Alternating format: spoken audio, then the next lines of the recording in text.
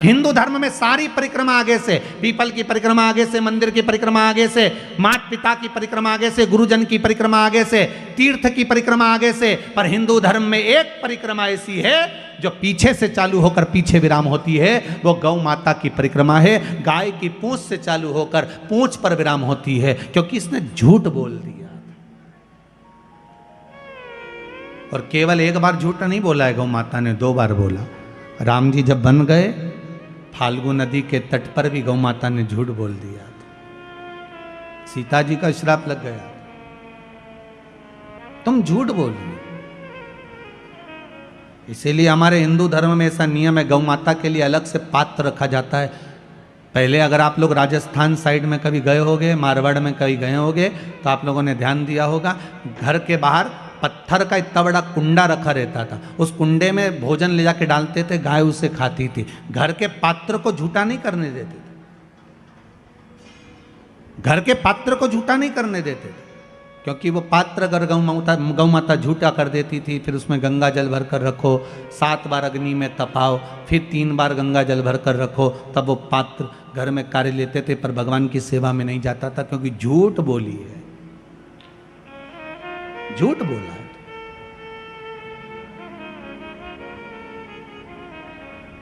और देखिए, वही गौ माता जिसने झूठ बोला, वही गौ माता शंकर से बाद में निवेदन करती है कि दुनिया के लोग मुझे पूछेंगे नहीं, आप कृपा कर दो।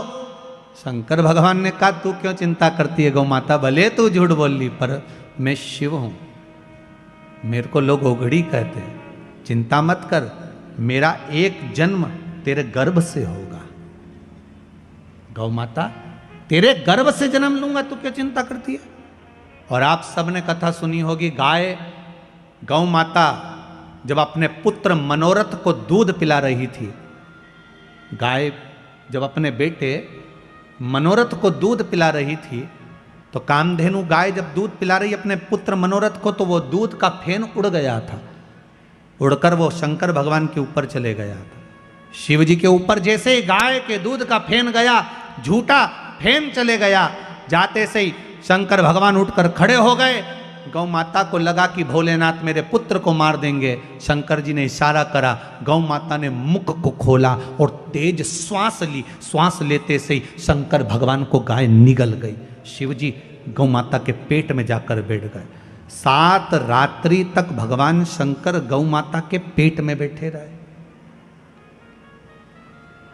अब जरा ध्यान दीजिएगा, जिस गौ माता के पेट में शिव बैठे हैं, उस गौ माता के पेट में आप लोग जो भोजन पॉलीथीन में डालकर बाहर पटक देते हो, गाय वो खा जाती है, और वो पॉलीथीन गाय के पेट में जाती है, वो कैंसर बना देती है। जरा विचार करिए, गौ माता को कितना कष्ट होता हो, कितना दुख।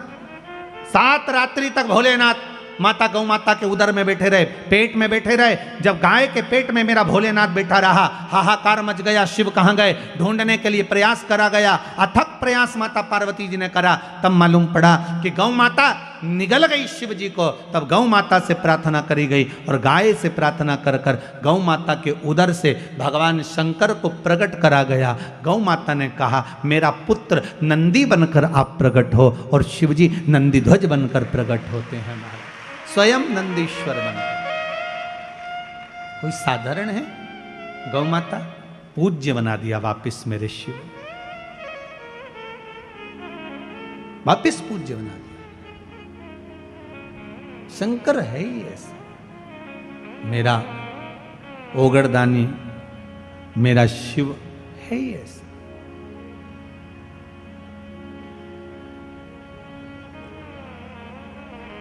बेलपत्री में ये जो 3 पत्तियां होती हैं, कभी कभी 5 पत्ती की भी बेलपत्र होती है, कभी कभी 6 पत्ती की भी होती है, 4 पत्ती की भी होती है। उस बेलपत्र का बड़ा महत्व होता है महाराज जी। 4 पत्ती की अगर बेलपत्र मिल जाए तो महाराज, जो लकवे वाला शरीर होता है, जिसके शरीर में लकवा लग जाता है, उस लकवे के शरीर वाले के लिए 4 पत्ती की बेलपत्र शंकर भगवान पर समर्पित कर कर अवधूतेश्वर महादेव के नाम से 7 लोटा पानी, 7 कलश पीले चंदन का जल शिव जी को चढ़ाया जाता है। 4 पत्ती की बेलपत्र को वापस उठा कर लाते हैं, उसको धोकर जो लकवे का शरीर वाला मरीज होता है धीरे धीरे उसको चूर कर उस बेलपत्र को खिलाना प्रारंभ कर देते हैं।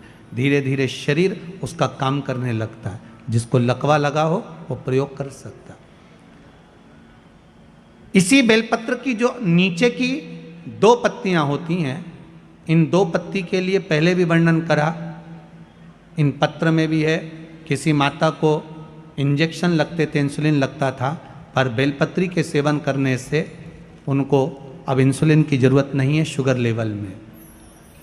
बेलपत्री की जो पत्ती होती है नीचे की दोनों पत्तियां, इस पर केसर से आप चंदन का तिलक, केसर का तिलक लगा लें।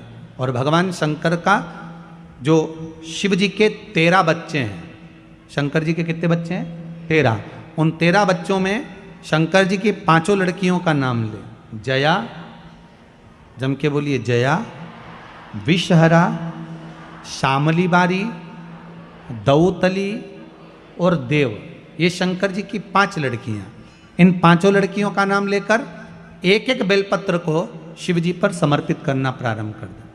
5 या 7 बेलपत्र ले लें, उसको समर्पित कर दें, उसको लेकर आए। जब बेलपत्र शुगर वाला व्यक्ति या बीपी वाला व्यक्ति या थायराइड वाला व्यक्ति खाए तो एक एक बेलपत्र सबसे पहले नीचे की पत्ती को तोड़ ले, जो नीचे की 2 पत्तियां, इसको तोड़कर खाना प्रारंभ करे। फिर आखिरी में ऊपर की पत्ती को खाए। 3 दिन लगातार कर कर देखिए, शुगर लेवल में आ जाएगी। अभी तो कथा चल रही है, आज तो दूसरा ही दिन हुआ है। खाकर तो देखो, 4 दिन तो हम भी यहीं हैं, तो शुगर लेवल में आपको मिलेगी। शिव का स्मरण करिए। पर शंकर भगवान की 5 लड़कियों के नाम मत भूलना। पहली, जम के बोलो जरा, जया। दूसरी, विषहरा। तीसरी, श्यामली बारी। चौथी, दौतली। और 5वीं, देव। ये शंकर भगवान की 5 लड़कियां हैं जो औषधि का काम करती हैं। शिव जी की ये 5 लड़कियां औषधि प्रदान करती, साधारण नहीं है। मेरा शिव औषधि। भोलेनाथ से निराला यहां कोई नहीं, कोई नहीं रे यहां कोई नहीं, कोई नहीं रे यहां कोई नहीं, भोलेनाथ से निराला यहाँ कोई नहीं, भोलेनाथ से निराला यहाँ कोई नहीं, शंभुनाथ से निराला यहाँ कोई नहीं, शंभुनाथ से निराला यहाँ कोई नहीं, हर हर महादेव। भगवान शिव की कथा कह रही है। शिव ओघड़ दानी, त्रिकालदर्शी, कैलाशी, अविनाशी शिव। ब्रह्मा जी के सामने, भगवान शिव की साक्षी में, भगवान नारायण के सम्मुख में झूठ बोल दी है गौ माता। गाय ने झूठ बोल दिया। अब आकाशवाणी कर रही है, ये गाय माता झूठ बोल रही है, ये झूठ करे। ब्रह्मा जी बोले ये आकाशवाणी झूठी है, ये आकाशवाणी जो हुई है ये झूठी है। क्रोध आ गया।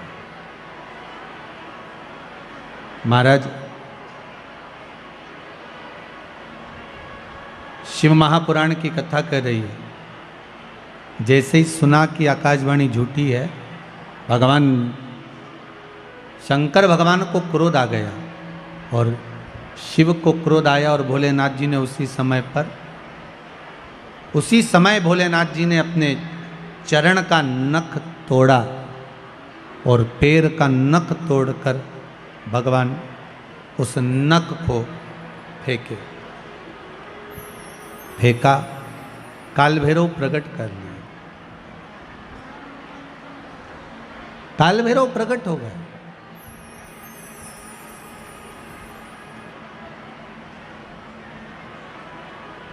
जब काल भैरव प्रकट हुए, भगवान शिव जी ने आदेश दिया कि जाओ, जाकर जिस मुख से ब्रह्मा जी झूठ बोल रहे हैं, जिस मुख से ब्रह्मा झूठ बोल रहे हैं, ब्रह्मा जी का वो सिर काट दीजिए। फिर ध्यान देना, शंकर भगवान को प्रसन्न करने का सबसे सुंदर तरीका है एक लोटा जल। पर एक लोटा जल ना हो तो बेलपत्र, बेलपत्र ना हो तो 3 बार ताली, 3 बार ताली ना हो तो बम बम भोले, और ये भी ना हो तो अपने जीवन में दिन भर में कम से कम एक बार सत्य बोलो। दिन भर में एक बार कितना बोलना है? एक बार बोल लो, बहुत है।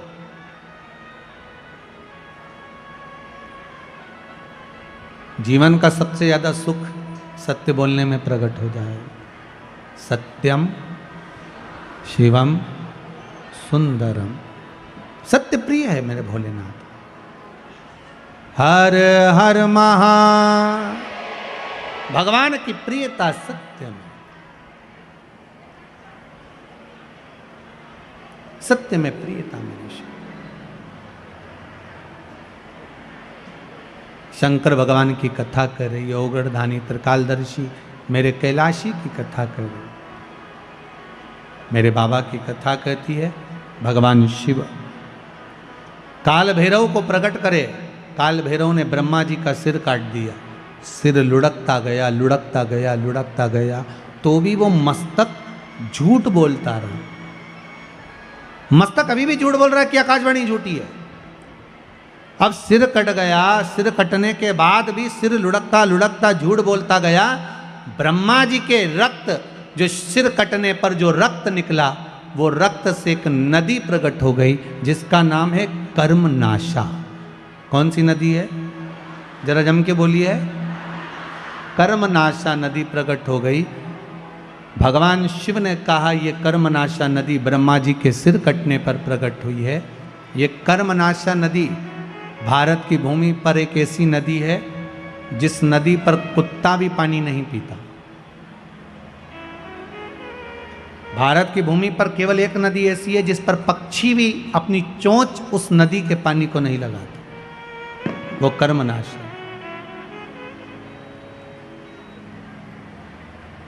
इलाहाबाद से काशी के बीच में बहने वाली ये नदी वैसे तो 14 किलोमीटर की है, पर आजकल अगर लोग नेट पर सर्च करते हैं तो वो 20 किलोमीटर की दिखती है। अब हो सकता है उसका विस्तार हुआ हो, पर शिव महापुराण में, लिंग पुराण में वो 14 किलोमीटर है।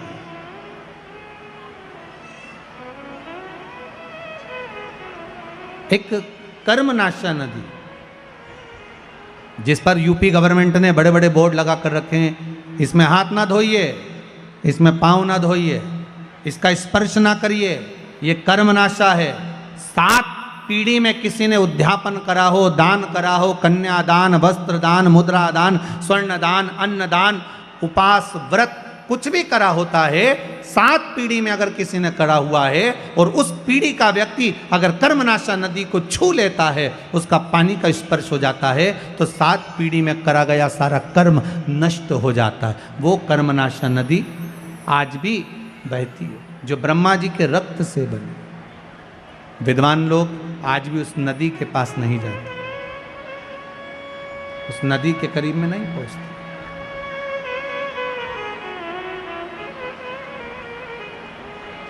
नदी के करीब में नहीं जाते। महाराज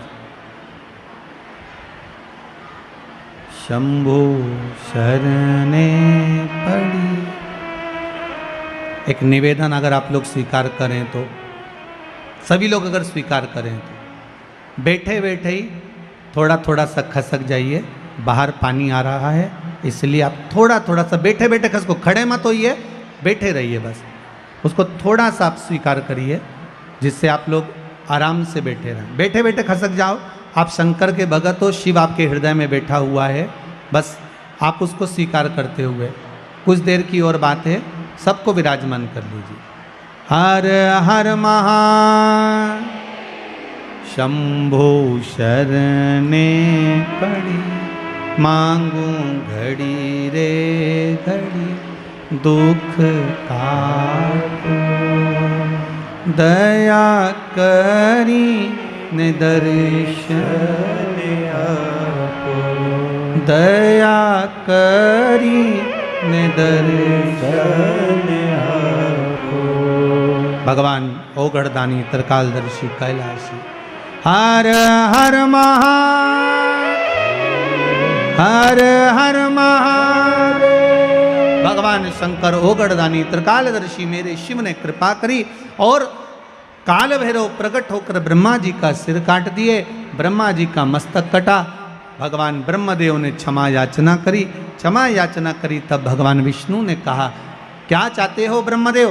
ब्रह्मा जी बोले प्रभु बस इतनी कृपा कर दो महाराज, एक करुणा थोड़ी सी कर दीजिए, जो मेरा सिर कटा है वो कटा हुआ सिर संसार में इसको लोग बुरा ना कहें, इससे नफरत ना करें, ऐसी कृपा कर दो। भगवान ने कहा क्या करना चाहिए? भगवान विष्णु बोले प्रभु आप तो सामर्थ्यवान हैं, आप सब कुछ कर सकते हैं।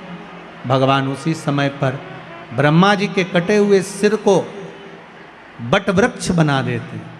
काय का वृक्ष बनाया है? बट वृक्ष। भगवान शंकर ने कहा सुनो ब्रह्मा जी, ए ब्रह्मदेव, तुम्हारा जो सिर कटा है ये बट वृक्ष के नाम से पूजा जाएगा। इस बड़ के पेड़ के नीचे लोग पिंडदान करेंगे, तर्पण करेंगे, भजन करेंगे, स्मरण करेंगे और मेरी भक्ति को धारण करेंगे। शिव जी स्वयं उस बट के पेड़ के नीचे विराजमान हुए। शंकर जी का एक नाम हो गया बटकेश्वर महादेव। क्या नाम पड़ा है? बटकेश्वर महादेव। महाराज जिसका कर्जा ज्यादा बढ़ जाता है, आवक रुक जाती है, कोई कर्जा ज्यादा हो गया, पैसे नहीं आ रहे, अदालत में कोई केस चल रहा है, निपट नहीं रहा, तो उसके लिए बटकेश्वर महादेव का पूजन किया जाता है। लिंग पुराण में लिखा है कि बटकेश्वर पूजन जो होता है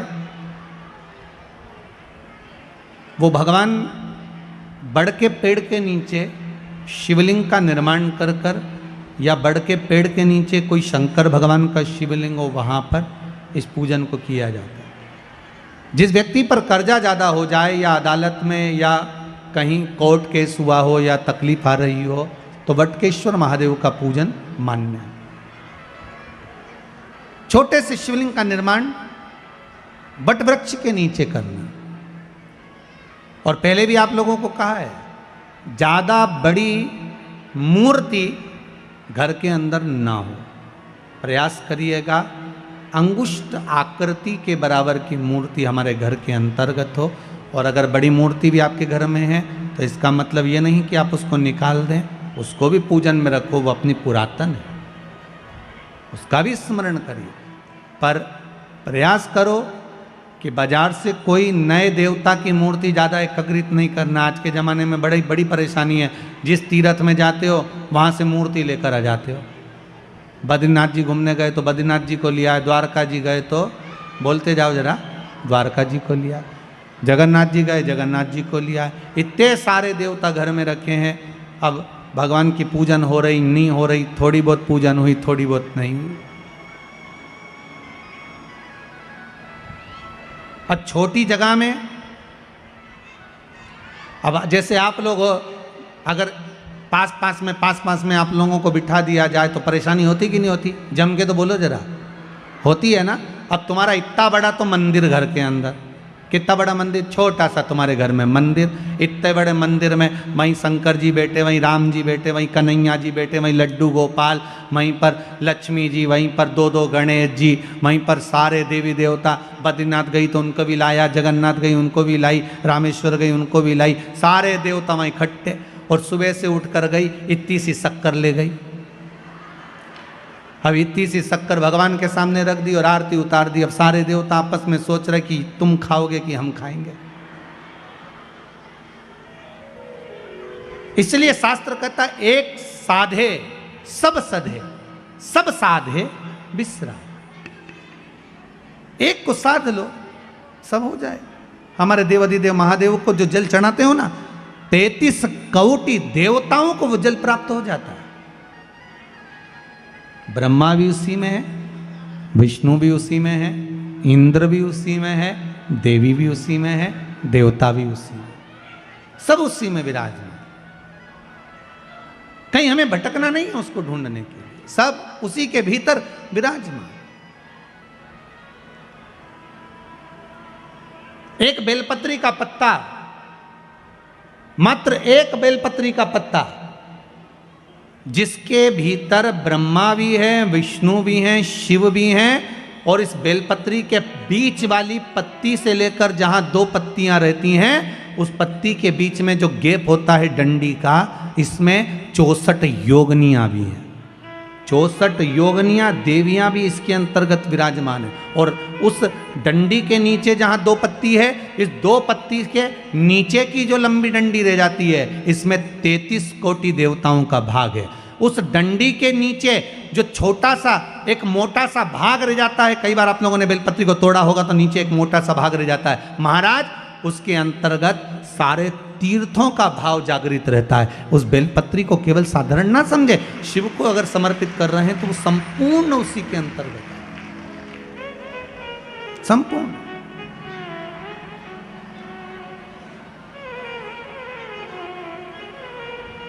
केवल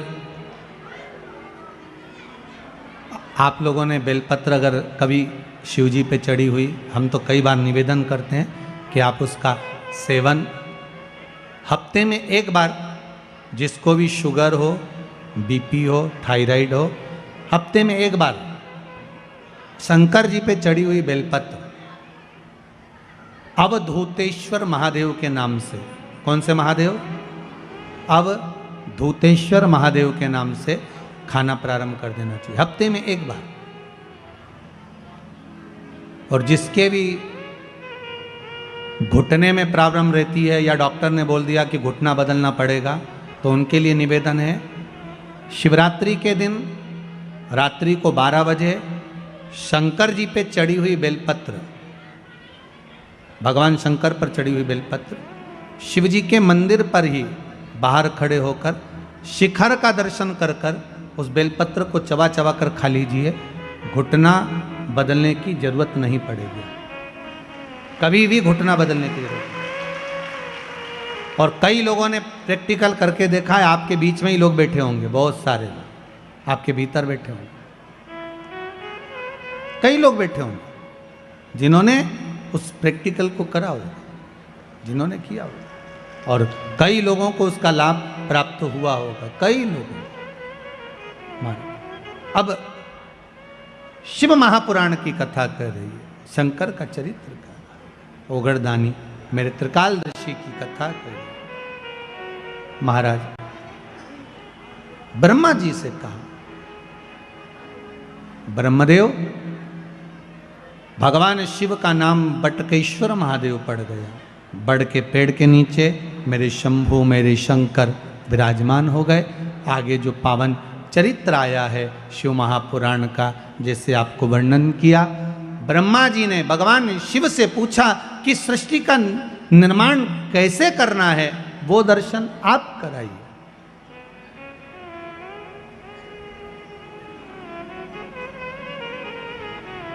इस सृष्टि खंड को बढ़ाना कैसे है, उसका वर्णन आप करें। महाराज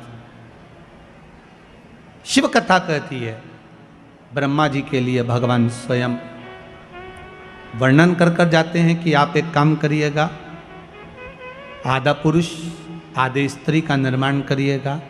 पुरुष और स्त्री का निर्माण करना था, ब्रह्मा जी को भान नहीं हो पाया, उन्होंने पुरुष और स्त्री को मिलाकर निर्माण कर दिया, जिससे किन्नर उत्पन्न हो गए।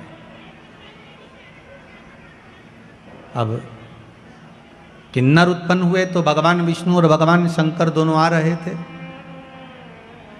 मेरे शिव आ रहे थे। भगवान विष्णु ने देखा कि चारों तरफ किन्नर ही किन्नर हैं, जहां देखो किन्नर नृत्य कर रहे हैं, ताली बजा रहे हैं, स्मरण कर रहे हैं। इतने में तो भगवान विष्णु को हंसी आ गई, बड़ी जम के भगवान नारायण हंस दिए, बहुत ठाका लगाकर। जैसे ही भगवान विष्णु हंसे तो भगवान शंकर ने पूछा, क्या हुआ नारायण, आप हंस क्यों रहे हो? भगवान विष्णु ने कहा, प्रभु आपने ब्रह्मा जी से कहा था कि सृष्टि का निर्माण करो, पर ब्रह्मा जी ने कैसी सृष्टि बनाई, चारों तरफ किन्नरों को उत्पन्न कर दिया।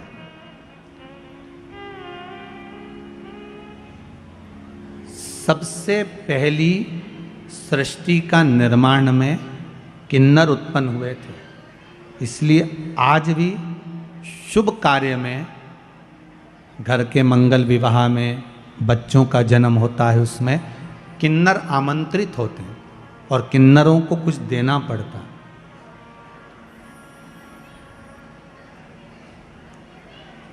ये भगवान ब्रह्मा की बनाई हुई सृष्टि में से प्रथम सृष्टि में किन्नर थे। भगवान विष्णु हंस दिए, शंकर भगवान को थोड़ा सा क्रोध आ गया कि ब्रह्मा जी ने निर्माण करा और तुम हंस रहे। शिव महापुराण की कथा कहती है, कभी अंधे को देखकर मत हंसो, कभी लूले को, विकलांग को, चरण नहीं, हाथ नहीं, बहरा है कोई, वाणी से विहीन है कोई, उसको देखकर कभी नहीं हंसना। शिव महापुराण की कथा कहती है, एक जन्म हमको लेना पड़ता उसी के जैसा जिस पर हंसे हैं हम। और भगवान विष्णु को भी लेना पड़ा किन्नर का अवतार, भगवान नारायण को भी किन्नर बनना पड़ा, केवल हंस दिए थे थोड़ा सा। और भगवान विष्णु जो ठहाका लगाकर हंसे, शंकर भगवान ने कह दिया, नारायण आप ब्रह्मा की बनाई हुई सृष्टि पर किन्नरों पर हंसे हो, आपको पृथ्वी पर जाकर किन्नर बनना पड़ेगा, आपको भी किन्नर बनना पड़ेगा।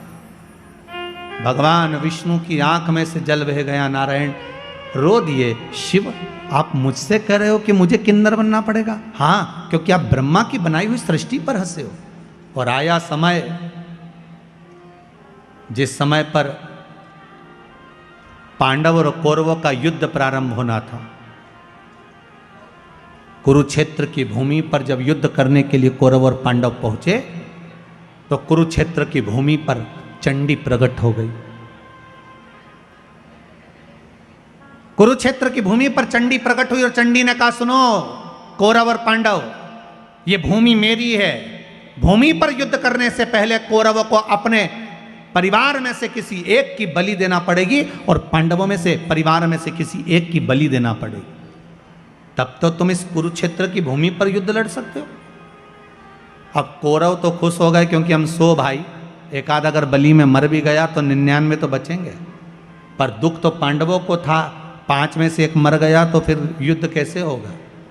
भगवान कृष्ण को चिंता व्यापने लगी, टेंशन पड़ गया मेरे ठाकुर को, चिंता व्याप गई, करना क्या है। तब भगवान कृष्ण को याद आया, अर्जुन जिस समय द्रौपदी को विवाह कर कर लेकर आया था, लाकर द्रौपदी को जब खड़ा करा, माता कुंती से कहा, मां देखिए हम क्या लेकर आए, और माता ने कह दिया 5 वही बांट लो। द्रौपदी ने अर्जुन से पूछा, क्या बात है? अर्जुन ने कहा, तुम्हें 5 पतियों की पत्नी बनना पड़ेगी। द्रौपदी ने कहा, मैं पत्नी बनने को तैयार हूं, पर शर्त एक है, मेरे कक्ष में 1 वर्ष में 1 पति रहेगा। अगर दूसरा पति मेरे कक्ष में अगर आ जाता है तो उसको 5 वर्ष के लिए वन भोगना पड़ेगा। अगर मैं 5 पतियों की पत्नी बन सकती हूं तो थोड़ा संकल्प आपको भी लेना पड़ेगा। अर्जुन ने 5 से पूछा, 5 तैयार थे। आज जिस कक्ष में भीम के साथ में द्रौपदी रह रही थी, इतने में एक ब्राह्मण दौड़कर अर्जुन के पास में आए, अर्जुन अर्जुन मेरे पुत्र को सिंह उठाकर ले गया है, मेरे बेटे को बचा लीजिए अर्जुन, जल्दी बचाओ। अर्जुन ने कहा, मेरा गांडीव कहाँ है? ढूंढते ढूंढते अर्जुन उस गांडीव को लेने के लिए भीम के कमरे में चले गए, भीम के कक्ष में चले गए। और द्रौपदी ने उसी समय पर कह दिया, सुनो अर्जुन, तुम भले गांडीव उठा कर ले जाओ और उस ब्राह्मण के बच्चे को बचा लो, पर तुम्हें 5 वर्ष के लिए वन जाना पड़ेगा। अर्जुन ने कहा, मैं स्वीकार करता हूं। 5 वर्ष के लिए अर्जुन वन गए। नागों की कन्या उलूपी के साथ में अर्जुन का विवाह हो गया, एक पुत्र का जन्म हो गया जिसका नाम आरावन था। क्या नाम था? आरावन। पुत्र को जन्म देकर अर्जुन वहीं पर छोड़कर अपने राज्य में आ गए। आज भगवान कृष्ण ने अर्जुन से कहा, अर्जुन पांडवों में से किसी एक की बलि देना है। तू जब वन में गया था तो तेरा एक बेटा हुआ था, उस बेटे को लिया, बलि उसी की चढ़ाएंगे। जाओ, है तो पांडवों का ही, जाओ लेकर आओ। आरावन को लेकर आए। आरावन ने कहा पिताजी चिंता मत करो। उसको नहीं मालूम था कि मेरी बलि चढ़ने वाली है, उसको नहीं मालूम था कि मेरी बलि चढ़ जाएगी। आरावन ने कहा पिताजी चिंता मत करो, युद्ध के मैदान में मैं कौरवों को काट काट कर पटक दूंगा, आप क्यों चिंता करते हो। आए आरावन, भगवान कृष्ण मिलने के लिए गए आरावन से। भगवान कृष्ण ने कहा आरावन आपको मालूम है कि क्यों आए हो। आरावन ने कहा मुझे युद्ध लड़ना कौरवों से। आरावन आपको मालूम नहीं, आपकी बलि चढ़ना है। कौरव और पांडवों में से एक एक बलि जाना है चंडी देवी को प्रसन्न करने के लिए। कौरवों में से एक जा रही है तो पांडवों में से भी एक जाना है, इसलिए आपको लेकर गए हैं, आपकी बलि चढ़ना है। आरावन आपको दुख नहीं होगा। आरावन कहते हैं मैं बलि चढ़ने को तैयार हूं, मरने को तैयार हूं अपने पिता के लिए, अपने परिवार के लिए। पर बात इतनी सी है, मैं कुंवारा हूं।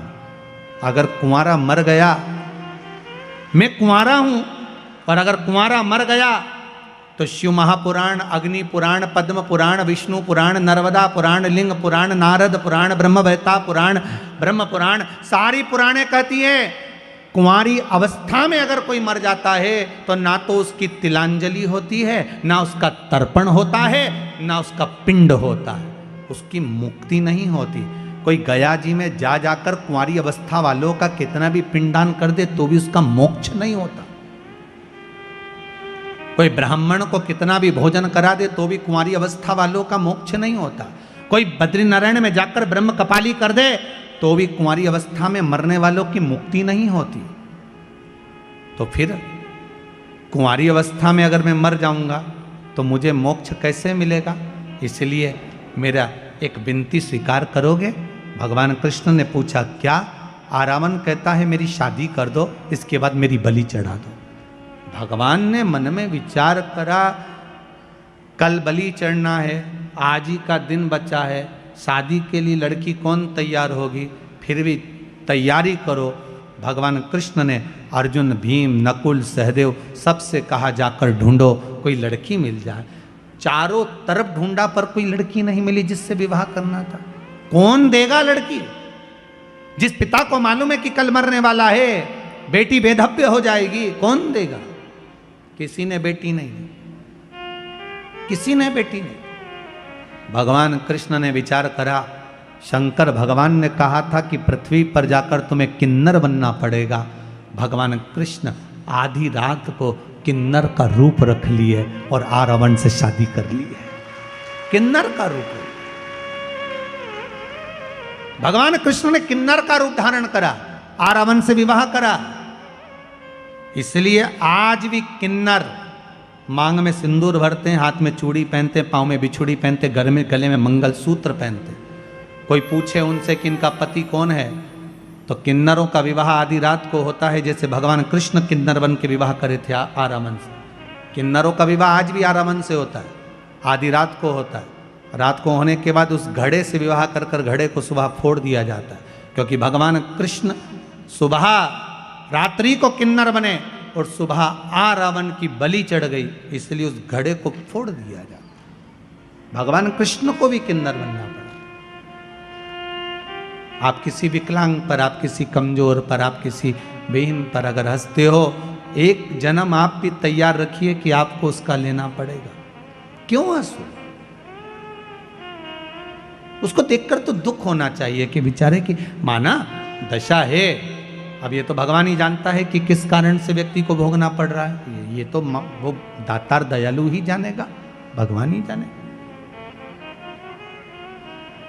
कुंवारी अवस्था में मर गया तो मुझे नरक भोगना पड़ेगा।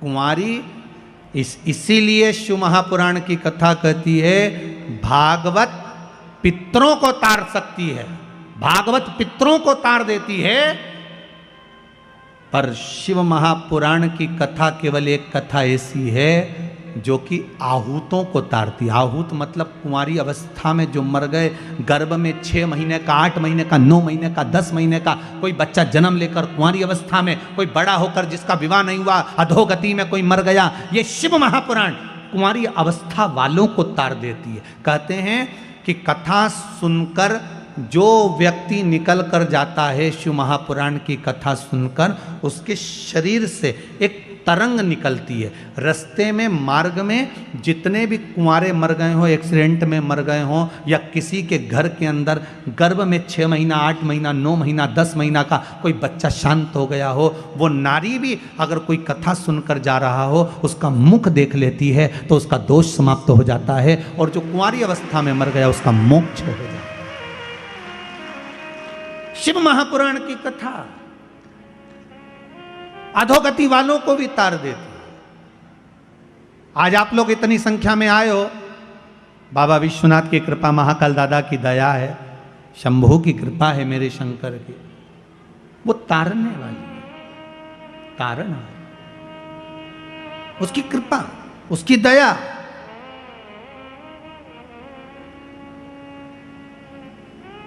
और एक बात आपको कहेंगे, आपको तो गौरवान्वित होना चाहिए, माहिल्या की नगरी के हो, यहां से निकल कर जाते हो ना, जितनी दूर तक कदम कदम पढ़ते पढ़ते अपने घर पहुंचते हो ना, शिव महापुराण में ऐसे नहाए हुए होते हो कि घर पर जाकर भी शंकर की ही चर्चा होती है।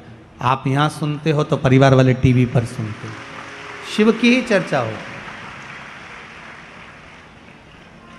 और कई कई तो ऐसे हैं कि रात्रि को नींद भी नहीं आ रही होगी कि सुबह वापस जाना है, कथा में पहुंचना। और इतने बाहर बाहर से लोग आए हुए हैं इंदौर नगर में।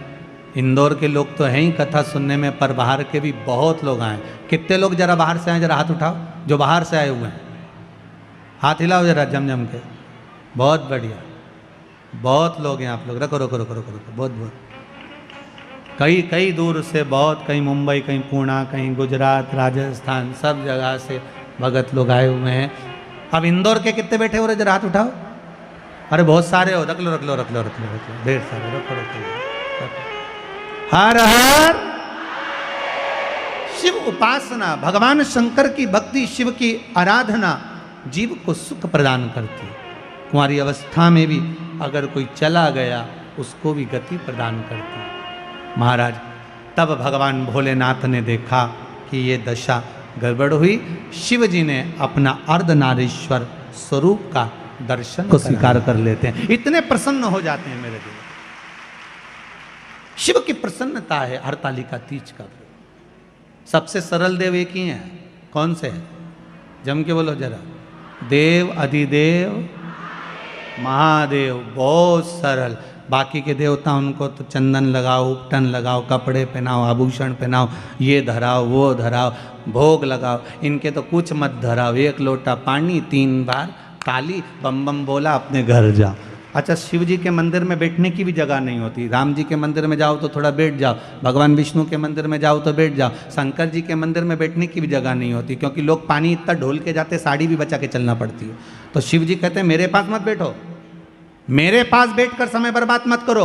मेरा ओघड़दानी, मेरा महादेव, देव अधिदेव महादेव कहते हैं, मैं जिसकी आराधना में लगा हूं, शंकर राम की आराधना करते हैं, राम शंकर की आराधना करते हैं। आपसे भी शिव जी कहते हैं आप भी उसकी आराधना में डूब जाओ, समय बर्बाद मत करो। ये समय बड़ा कीमती है, क्यों इसको छोड़ रहे हो, क्यों इसको बर्बाद करो। नारद जी पहुंचे भगवान विष्णु के यहां। भगवान विष्णु से देव ऋषि नारद ने जाकर कहा, श्रीमन नारायण। भगवान विष्णु ने एक बार भी नारद जी से नहीं कहा कि बैठो, क्योंकि शंकर जी ने बैठने का कहा था तो नहीं बैठे थे, तो भगवान विष्णु क्यों बोले कि बैठो। नारद जी ने जाते से ही कहा, प्रभु मैं नारद। भगवान कहते मैं जानता हूं, जिस कामदेव को भगवान ने नहीं जीता, देवाधिदेव महादेव ने नहीं जीता, उस कामदेव को देव ऋषि नारद ने जीता। आपको मालूम है, भगवान विष्णु की आंखों से जल बहने लगा, नारायण रोने लगे। नारायण को लगा कि ये तो डूबा, मुझे भी डुबा दिया, क्योंकि शास्त्र कहता है निंदा करने वाला और निंदा सुनने वाला, इन दोनों में महापापी कौन होता है? सुनने वाला। निंदा कर रहे थे नारद, सुन रहे थे भगवान विष्णु, तो महापापियों की गिनती में नारायण को भी आना पड़ा और रो पड़े। लक्ष्मी जी पास में खड़ी थी। माता लक्ष्मी ने पूछा, नाथ क्यों रो रहे हो? भगवान कह रहे हैं, इस देवऋषि नारद ने मुझे महापापियों की गिनती में खड़ा कर दिया। क्यों? निंदा करी है नारद जी ने भगवान शंकर की, सबकी निंदा करते चल जाता, पर देवाधिदेव महादेव की निंदा सहन नहीं होती। जिसने दुनिया को केवल दिया है, उससे लिया नहीं, तो उसकी निंदा कैसे सुन सकता? उसकी निंदा कैसे सुने? प्रभु तो रो क्यों रहे हो? भगवान ने कहा, देवऋषि नारद ने निंदा करी।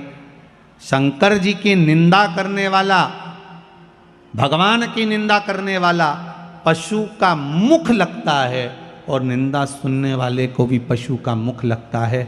नारद जी ने तो अपनी गति बिगाड़ ली, ये नारद को तो बंदर का मुख लगेगा, पर मैंने निंदा सुनी है इसलिए मुझे घोड़े का मुख लगेगा। भगवान विष्णु का एक अवतार हुआ, हयग्रीव अवतार, जिसमें भगवान को घोड़े का मुख लगा। लगा कि नहीं लगा? घोड़े का मुख, मुझे घोड़े का मुख लगेगा, और वो देवऋषि नारद के कारण लग रहा है। ये देवऋषि नारद के चक्कर में लग रहा है, ये घोड़े का मुख। रो रहे हैं भगवान।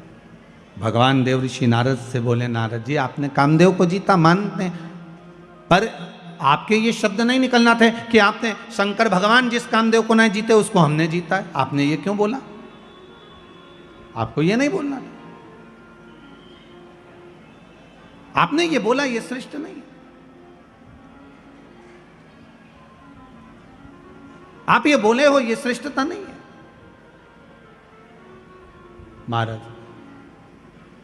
ये गलत आपने संबोधन कर दिया, ये संबोधन श्रेष्ठ नहीं महाराज। और जब सुना,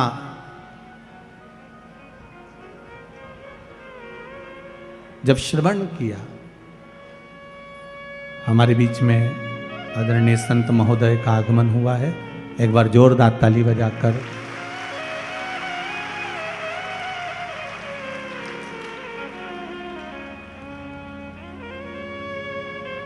भगवान देवाधिदेव महादेव की कथा।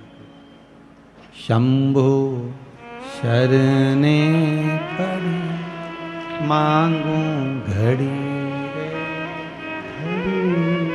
दुख दया करी।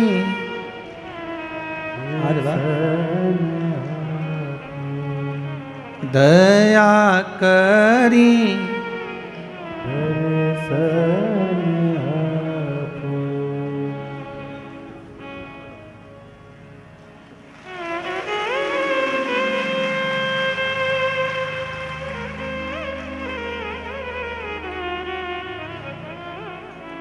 शंभो शरणे पड़ी मांगू घड़ी दुख दया करी ने दर्शन आपो। दया करी ने दर्शन आपो। हर हर महान। भगवान शिव की कथा कर रही है, ओगड़दानी शंभू की कथा कर रही है। देवऋषि नारद के शब्द सुनकर भगवान विष्णु की आंख में जल भर गए। नारद अपनी गति तो बिगाड़ी बिगाड़ी, मेरी भी गति आपने बिगाड़ दी। और देवऋषि नारद रास्ते में से गए, वहाँ एक कन्या के स्वयंवर में पहुँच गए। सील निधि राजा की कन्या का स्वयंवर था, वहीं पर भगवान से रूप मांगा, बंदर का मुख लग गया और देवऋषि नारद का अभिमान टूटा। जाकर चंद्रभागा नदी के तट पर देवऋषि नारद ने तप साधना करी। कौन सी नदी पर पहुंचे? चंद्रभागा। पूरे भारत की भूमि पर केवल, पूरे भारत की भूमि पर एक मंदिर भगवान विष्णु का ऐसा है जहां भगवान नारायण के सिर पर शिवलिंग है। भगवान विष्णु के सिर पर शिवलिंग है, वो एक ही भूमि है, वो है पंढरपुर। चंद्रभागा नदी का तट, पंडरीनाथ जी का मंदिर, हरि विठ्ठल के मस्तक पर शिवलिंग विराजमान। जैसे शिवलिंग का पूजन करते हो, जलाधारी वगैरह सब है, ऐसी पंडरीनाथ हरि विठ्ठल के सिर पर शिवलिंग, जलाधारी सब विराजमान। पूरी भारत की भूमि पर एक ही मंदिर। चंद्रभागा के तट पर देवऋषि नारद ने तप करा, शंकर भगवान से विनती करी, भोलेनाथ आइए। तब बाबा विश्वनाथ भगवान शंभु ने आकर दर्शन दिया, मांगो क्या चाहिए। भगवान नारायण भी सामने आकर खड़े हो गए, प्रभु आपको मेरे मंदिर में प्रवेश करना है। भगवान कहे इतनी भीड़ कैसे आऊंगा। भगवान नारायण ने अपने मस्तक पर भगवान शंकर को विराजमान कर लिया। कितना प्रेम होगा देवताओं में, भगवान विष्णु, भगवान शंकर, भगवान ब्रह्मा में। पर हमने उनमें भेद कर दिया, ये राम वाला, वो कृष्ण वाला, वो जगदम्बा वाला, वो शिव वाला, हमने भेद कर दिया। पर भगवान में कभी भेद नहीं हुआ।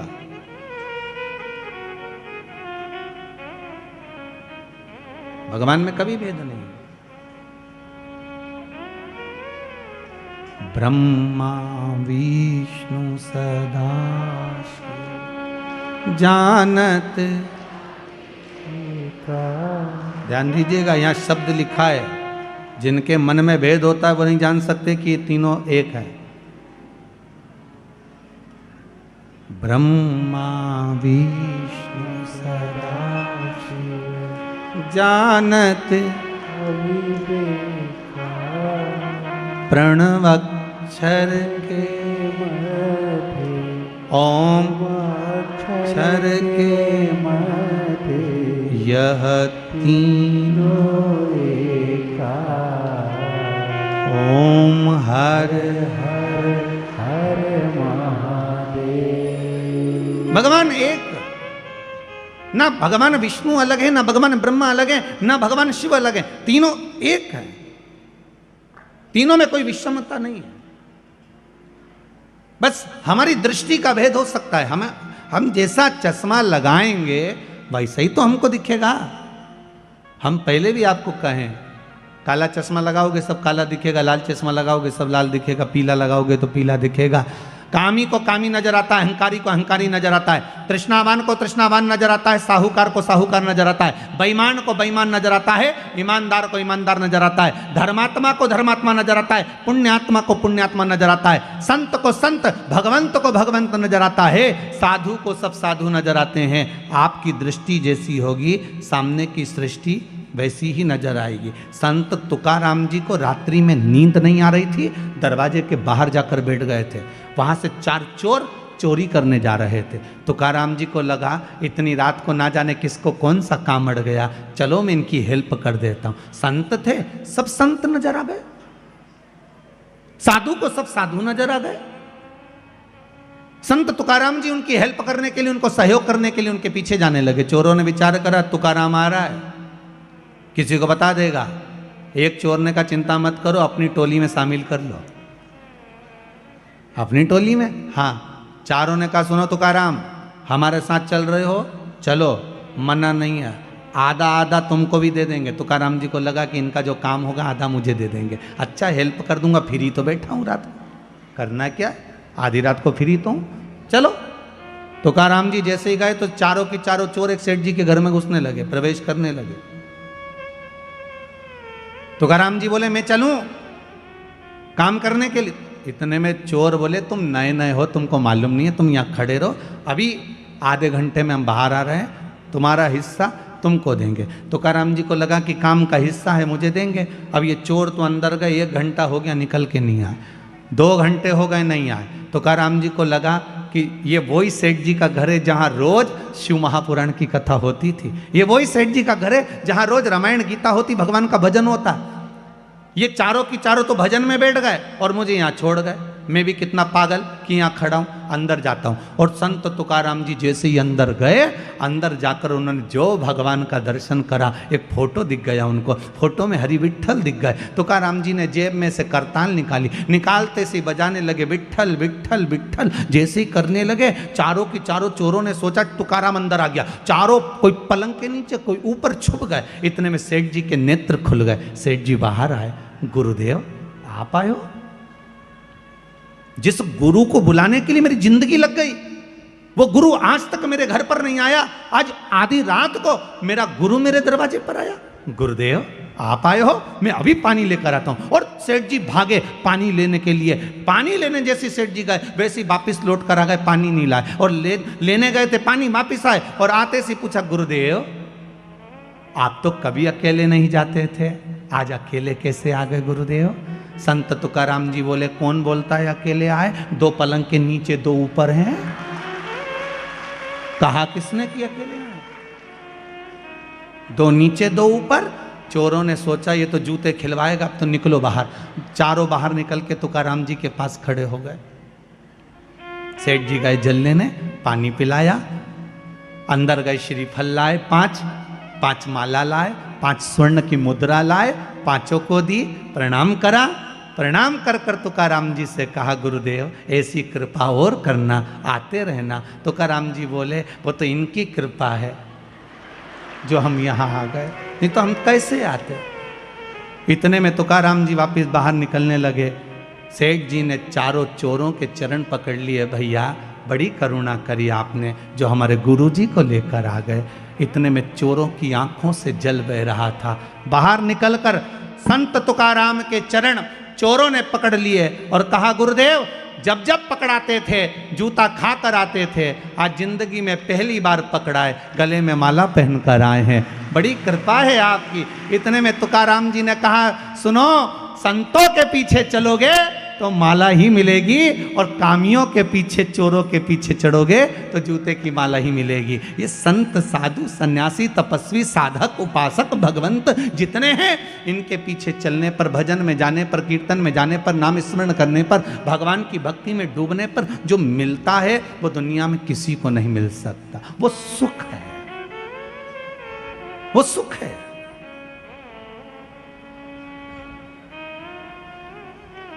वो सुख कहीं नहीं मिल सकता। मैं कहने में पीछे नहीं हटूंगा। आदरणीय श्री कैलाश जी विजयवर्गीय जी विराजमान हैं, कहीं मेंदोला जी भी बैठे होंगे, श्री रमेश जी मेंदोला। कहने में पीछे नहीं हटूंगा। आपके क्षेत्र के जितनी भी विधानसभाएं होंगी इस इंदौर क्षेत्र के अंतर्गत, कहीं भोजन भंडारे और कथा भागवत इतनी होती कि नहीं होती, वैसे तो बहुत कम सुनने को मिलती है, पर आपका जो क्षेत्र है, जिस क्षेत्र के अंतर्गत कथा चल रही है, इस क्षेत्र के अंतर्गत जिस व्यक्ति से पूछो वो एक ही बात कहता है कि हमारे क्षेत्र के जो विधायक हैं और आदरणीय कैलाश जी हैं या रमेश। अच्छा एक बात और, बड़े प्रेम से बोलते हैं, दादा हैं तो वो जो कथा करवाते हैं, जो कथा के बाद में या अन्य समय पर कथा नहीं भी होती, भोजन भंडारे जो होते हैं बड़े सादगीपूर्ण होते हैं। और उस सादगीपूर्ण भंडारे में एक भंडारे ने विश्व रिकॉर्ड तोड़ा है। मैं तो उस भंडारे में नहीं पहुंचा था, पर खबर पूरे भारत में है। वो है पितृ पर्वत पर श्री हनुमान जी के विराजमान होने का। उस भंडारे ने शायद विश्व रिकॉर्ड तोड़ दिया, सारे रिकॉर्ड तोड़ दिए। और एक ऐसा तीर्थ इंदौर नगर को दिया है, जीव रहे ना रहे, हम रहे ना रहे, परंतु वो तीर्थ अजर और अमर हो गया है। ऐसा तीर्थ आदरणीय श्री कैलाश जी विजयवर्गीय जी ने, मेंदोला जी ने और इनके साथ की जो टीम है उसने जो प्रदान करी है, उसके लिए बहुत बहुत साधुवाद है। वो बहुत बहुत अच्छी एक पहल और एक आनंद, बाबा की कृपा सुख देने के लिए। और हो संतों के पीछे चलना। तुकाराम जी की कथा कहती है, यहां भगवान विष्णु का चरित्र कर रहा है। देवऋषि नारद का अभिमान तोड़ दिया गया। भगवान नारद जी का अहंकार था, अभिमान था, वो टूट गया। बानर का जो मुख लगा था वो छूट गया, भक्ति में लीन हो। शिव की भक्ति साधारण नहीं है। जितने जितने हमारे यहाँ पर जैसे कहते हैं ये ब्राह्मण है, ये माहेश्वरी है, ये अग्रवाल है,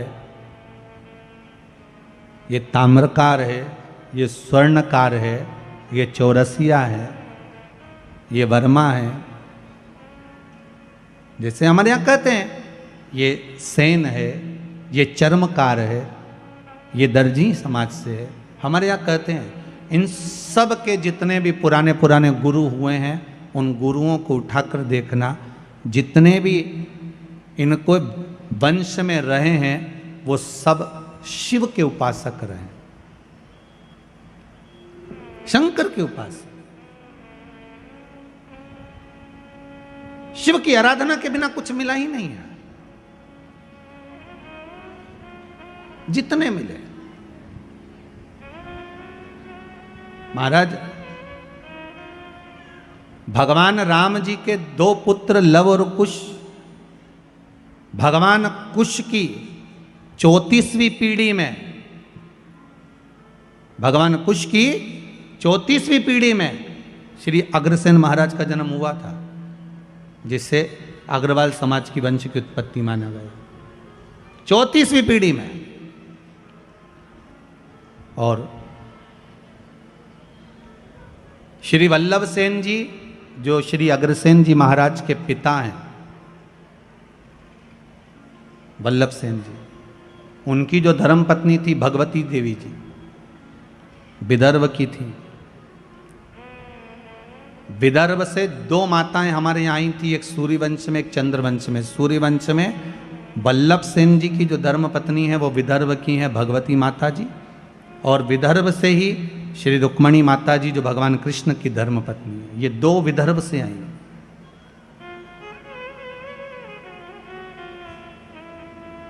सिरसा हरियाणा से, प्रतापगढ़ हिसार से ये अग्रसेन महाराज जी के पिता वल्लभ सेन जी निवास करते थे, और उनके जो विवाह संबंध हुआ था वो भगवती देवी जी से हुआ था। तो भगवती देवी जी जो विदर्भ से आई थी, उनके मन में एक भाव जागृत हो गया था कि मैं सूर्यवंश की बहू, राम जी के वंश में 34वीं पीढ़ी में, कुश के अंतर्गत 34वीं पीढ़ी में हमारा जन्म हुआ है, हम यहां आए हैं, क्यों ना राम जैसा पुत्र मेरे घर में उत्पन्न होना चाहिए। तो उन्होंने वल्लभ सेन जी से निवेदन करा था कि मेरे गर्भ से जो संतान हो वो भगवान की भजन करने वाली और जगत का कल्याण करने वाली हो, ऐसी कोई संतान हो। तो भगवती देवी जी ने जब अपने पति वल्लभ सेन जी से निवेदन करा, तो वल्लभ सेन जी ने कहा एक काम करना, शिव की आराधना करना, शंकर का भजन करना। और वल्लभ सेन और माता भगवती देवी ने दोनों ने जब शंकर की आराधना करी, स्वयं शंकर भगवान ने आकर कहा कि तुम्हारे गर्भ में जो बालक होगा वो राम जैसा ही कीर्तिवान होगा, कोई साधारण नहीं हो सकता। और मां भगवती के गर्भ से जो बालक हुए वो अग्रसेन जी हुए। और एक बात का स्मरण आपके जीवन में रहे, जैसे मां अहिल्या ने हर पल, माता अहिल्या हर पल शंकर जी को साथ लेकर चलती थी, ऐसे ही अग्रसेन महाराज जब जब किसी काम से, जैसे हिसार के अंतर्गत जब पानी नहीं गिरा तो उन्होंने शंकर का अनुमोदन करा और शिव भगवान प्रकट होकर उनके लिए जल वृष्टि कर गए। देखो हमारे यहाँ के जितने जितने पूर्व में चाहे राजा रहे, महाराजा रहे, संत रहे, साधु रहे, ये शिव के उपासक रहे। आपसे भी निवेदन है, संपूर्ण जितने भी लोग इस पावन कथा को सुन रहे हैं, एक बूंद भी अगर जल की शिव पर समर्पित होती है तो उसका फल आपके खाते में लिखा जाता है, अलग नहीं जाता। हाँ ये जरूर है, थोड़ा समय लगता है, दुख आया है, पूर्व के कर्म के अनुसार आया है, तो थोड़ा दुख काटने में समय तो लगता है, पर आप बाबा से रोज निवेदन करो ना, रोज भजो श्री शिवाय नमस्तुभ्यं, श्री शिवाय नमस्तुभ्यं, श्री शिवाय नमस्तुभ्यं। भगवान से रोज प्रार्थना करो। भोला सब दुख काटो, ओ भोला सब दुख काटो, शिव शंकर जपूं तेरी माला, भोले बाबा जपूं तेरी माला, भोला सब दुख काटो, ओ भोला सब दुख काटो। भगवान देव ऋषि नारद का अहंकार गया, समय आया, ब्रह्मदेव से भगवान नारायण ने कहा, ब्रह्मा जी आप सृष्टि की लीला आगे बढ़ाओ। ब्रह्मा जी सृष्टि की लीला आगे बढ़ाने वाले थे, तो ब्रह्मा जी के मन में एक भाव उत्पन्न हो गया। ब्रह्मा जी ने कहा, देवाधिदेव महादेव के लिए संशय उत्पन्न हुआ ब्रह्मा जी के मन में, और भगवान विष्णु से कहा कि प्रभु, भगवान नारायण से कहा ब्रह्मा जी ने कि मैं आपका पुत्र हूं, पर हे नारायण आपके पिता का नाम क्या है? भगवान विष्णु ने कहा मेरे पिता शिव है, शंकर। शिव महापुराण में लिखा है, लिंग पुराण के अंतर्गत वर्णन आता है, नर्मदा पुराण में वर्णन आता है, शंकर भगवान ने अपनी जंगा और हस्त कमल पर अमृत का छींटा दिया था। जब देवता अमृत भाग लेकर आए थे तो वो अमृत का छींटा दिया, और ये अमृत कोई एक बार प्रकट नहीं हुआ है, ये अमृत कई बार प्रकट हुआ। उस अमृत के छींटे से उतार कर एक पुरुष की उत्पत्ति हुई थी, वो भगवान विष्णु थे। ये शिव महापुराण में लिखा है। भगवान विष्णु ने अपने शरीर पर जल का सींचन करा था, चारों तरफ जल जल कर दिया था, उस पर आयन करने के कारण भगवान का नाम नारायण पड़ गया। ये शिव महापुराण कहते हैं। तो भगवान विष्णु ने कहा मेरे पिता शंकर, भगवान शिव। आपके पिता शंकर? हाँ। शिव कैसे हैं? भगवान विष्णु ने कहा ये सामने पर्वत है, अपन इसको घुमाते हैं, प्रकट करते हैं शंकर भगवान को। दोनों ने मिलकर जो पर्वत को घुमाना प्रारंभ करा, उसमें से एक लिंगायत आकृति प्रकट हो गई। जैसे ही लिंगायत आकृति प्रकट हुई भगवान शंकर के सामने, जैसे ही भगवान विष्णु के सामने लिंग प्रकट हुआ, लिंग प्रकट होते से ही भगवान शंकर ने कह दिया नारायण मैं सामने प्रकट हो गया हूँ, मांगो तुम्हें क्या चाहिए। भगवान विष्णु कहते हैं मैंने मांगने के लिए आपको प्रकट नहीं करा, मैंने तो केवल आपको नमन करने के लिए ब्रह्मा जी को आपका स्वरूप दिखाना था कि मेरा पिता कैसा है, उसको बताना था, इसलिए प्रकट किया। अच्छा, हाँ।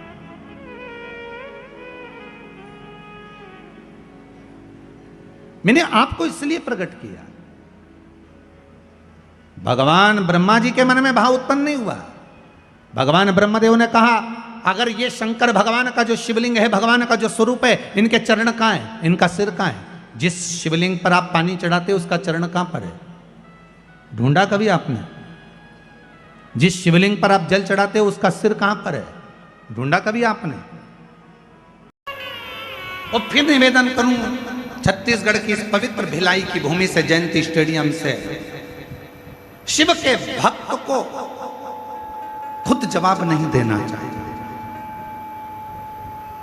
आप शंकर जी के भक्त हो ना, कोई आपको गाली दे रहा है ना, कोई आपको अपशब्द कह रहा है ना, कोई आपको ताना दे रहा है ना, कोई आप पर इल्जाम लगा रहा है ना, कोई आपको अपशब्द दे रहा है, बहुत ताने दे रहा है, बहुत बद्दुआ दे रहा है, बहुत गाली दे रहा है, आप उसका जवाब मत दीजिए, क्योंकि शिव के भक्त कभी जवाब नहीं देते, शंकर के भक्त जवाब नहीं देते, पर शंकर के भक्त जो शिव का भक्त है उसका जवाब स्वयं देव अधिदेव महादेव शंकर एक न एक दिन देता जरूर है। स्वयं शिव देते, स्वयं शंकर देते, स्वयं करुणा सागर देते।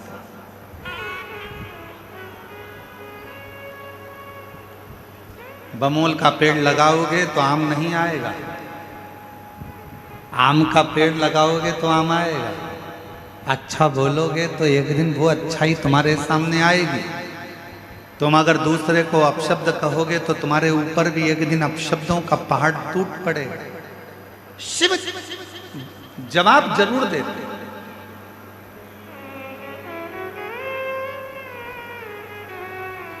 मेरी जीजियां बैठी हैं, आप लोगों से एक निवेदन करूं, सही उत्तर देना। तुम्हारी घर में लड़ाई हो जाती है, प्रत्येक पत्नी क्या इच्छा लगती है अपने पति से कि जब मेरी लड़ाई हो तो कम से कम तुम मेरा साथ तो दो। बोलो सही है कि गलत है? अरे जम के तो बोलो, सही है ना? लड़ाई पत्नी की हुई है, विवाद पत्नी का हुआ है, और आशा पत्नी लगा कर बैठी है कि मेरी लड़ाई हुई है, मेरा झगड़ा हुआ है, तो मेरी लड़ाई में कम से कम तुम तो जवाब दो। बस उसी तरह शिव का जो भक्त होता है वो इंतजार करता है कि मैं जवाब नहीं दूंगा, जवाब देगा मेरा काल अधिपति महाकाल, और जब वो जवाब देगा तो हिला हिला देगा। इसलिए जवाब का इंतजार उसका, जवाब का इंतजार उसका। और देख लिया संसार हमने देख लिया, सब मतलब के यार हमने देख लिया। झूठे नाते झूठे रिश्ते, झूठे नाते झूठे रिश्ते, झूठा है संसार हमने देख लिया। सब मतलब के यार हमने देख लिया। आप अच्छा करिए, आपको अच्छा मिलेगा। एक लड़के ने अपनी माता से कहा, माँ मैं अगर 12वीं पास कर लूँगा तो क्या मैं डॉक्टर बन जाऊँगा? क्या मैं MBBS करने के लिए तत्पर रहूँगा? माँ ने कहा MBBS करने के लिए कितनी तैयारी करना पड़ती है, कितना एग्जाम देना पड़ता है, और इतनी परीक्षा देगा तब जाकर तो डॉक्टर बनेगा। माँ क्यों ना मैं एग्जाम दूं और तैयारी भी मैं घर में ही करूं। माँ ने कहा बेटा उसके लिए तो कोचिंग करना ही पड़ेगा। माँ वो सियोर वाला महाराज कहता है कि अगर अच्छे से पढ़ाई करो, मेहनत करो, अच्छा परिश्रम करो, अच्छा कर्म करो तो मंजिल मिलती जरूर है। वो बच्चे ने पत्र लिखा,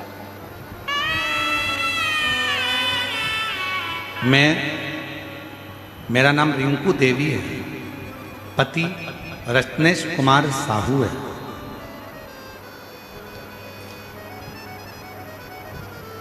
मैं भिलाई के चनौदा की रहने वाली हूँ। गुरुजी मेरा भाई इंद्रजीत कुमार ठाकुर,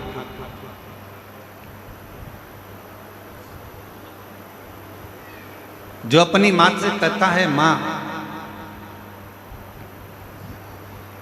नहीं ये वाले,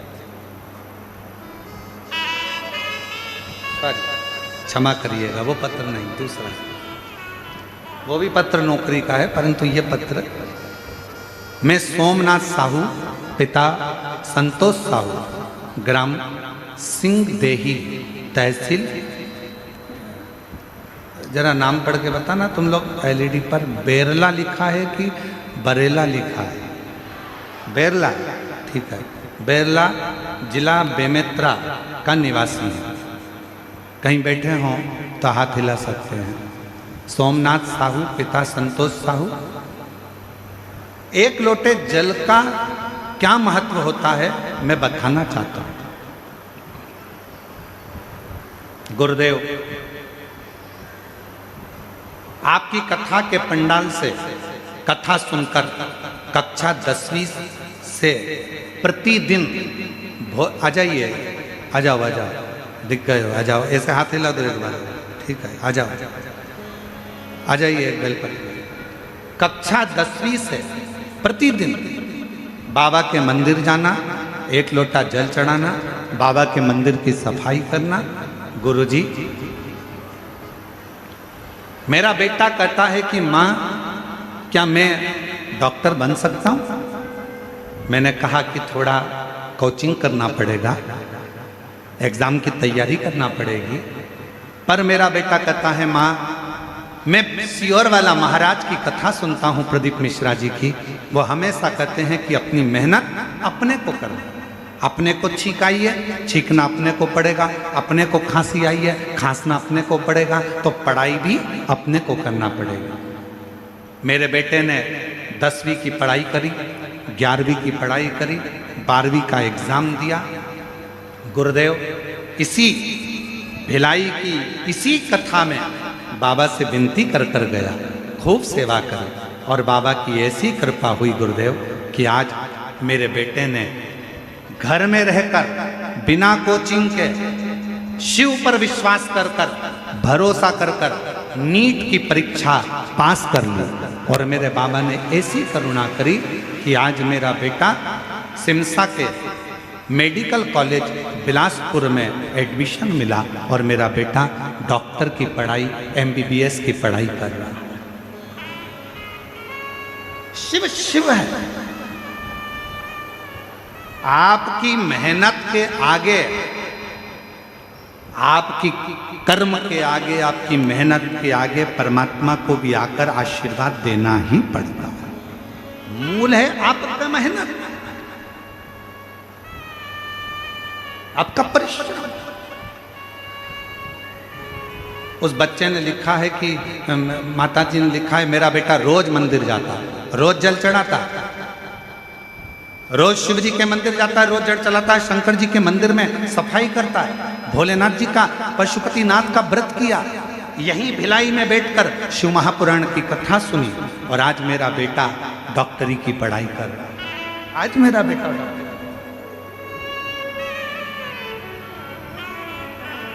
नीट का एग्जाम क्लियर करने के लिए यहाँ पर बहुत सारे लोग बैठे होंगे। ईमानदारी से बोलना, लोग कोचिंग करते हैं कि नहीं करते? जम के तो बोलो जरा। कितना कितना मेहनत करते हैं, एक बार नहीं निकला, दूसरी बार नहीं निकला, तीसरी बार नहीं निकला, चौथी बार इंतजार करते हैं, मेहनत करते हैं, परिश्रम करते हैं कि मैं पास होऊंगा, मैं उत्तीर्ण होऊंगा और मैं डॉक्टर बनूंगा। पर वो बेटा 10वीं से, उसने लिखा है 10वीं से प्रतिदिन, जरा आप लाइन पढ़ेंगे ना तो आप देखेंगे, उस पर देखिए LED पर, 10वीं से प्रतिदिन भोलेनाथ को एक लोटा जल चढ़ा रहा हूँ। ये शिव की कृपा और बाबा की कृपा से आज डॉक्टर की पढ़ाई कर रहा हूँ। ये एक पत्र और है,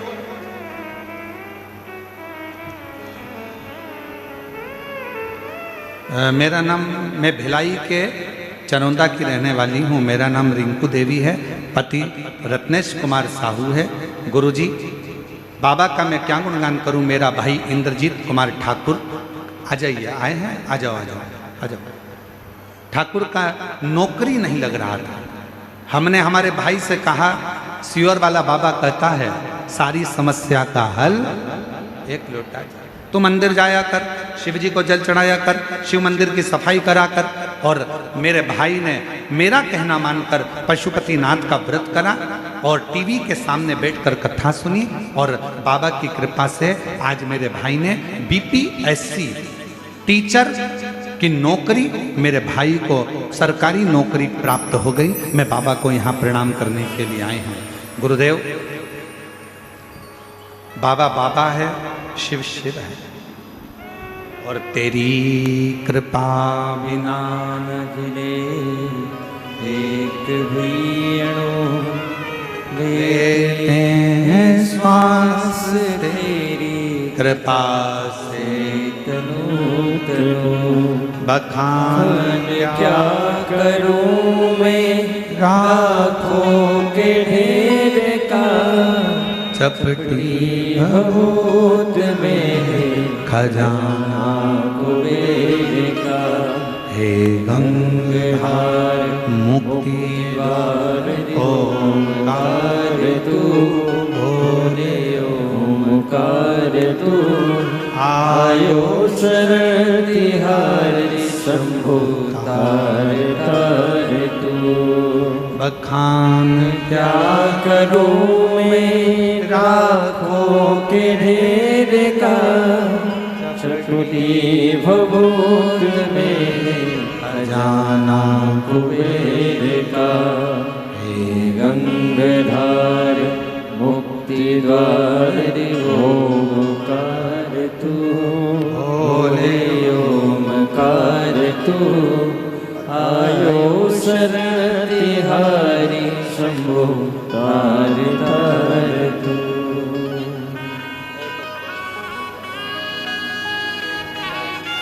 एक बार जोरदार ताली बजाकर स्वागत करो।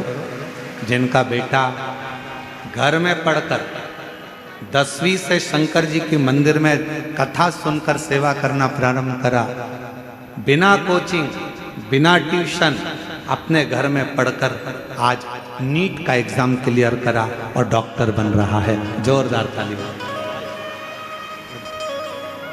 शिव शिव शंकर शंकर अजय हाथ।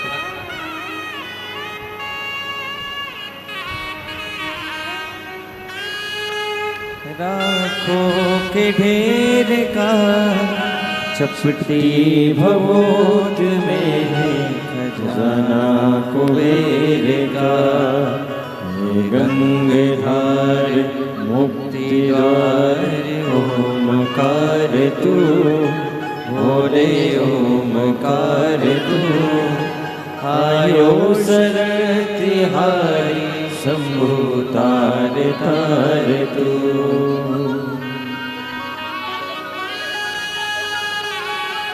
जी कह रहे हैं मेरे भाई ने जब उसका एग्ज़ाम देता और क्लियर नहीं होता तो उसने एग्ज़ाम देना ही बंद कर दिया था, मंदिर जाना ही बंद कर दिया था। फिर बहन ने कहा कि तू एक बार कथा तो सुन, मंदिर तो जा, और जो मंदिर जाना चालू करा आज शिक्षक बन गया सरकारी। एक बार जोरदार ताली।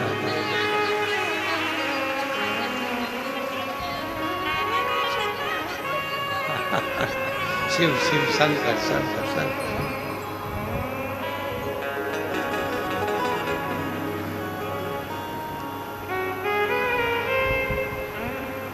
और मेरे बाबा दया करना, मैं तेरे भरोसे हूँ। भोले बाबा दया करना,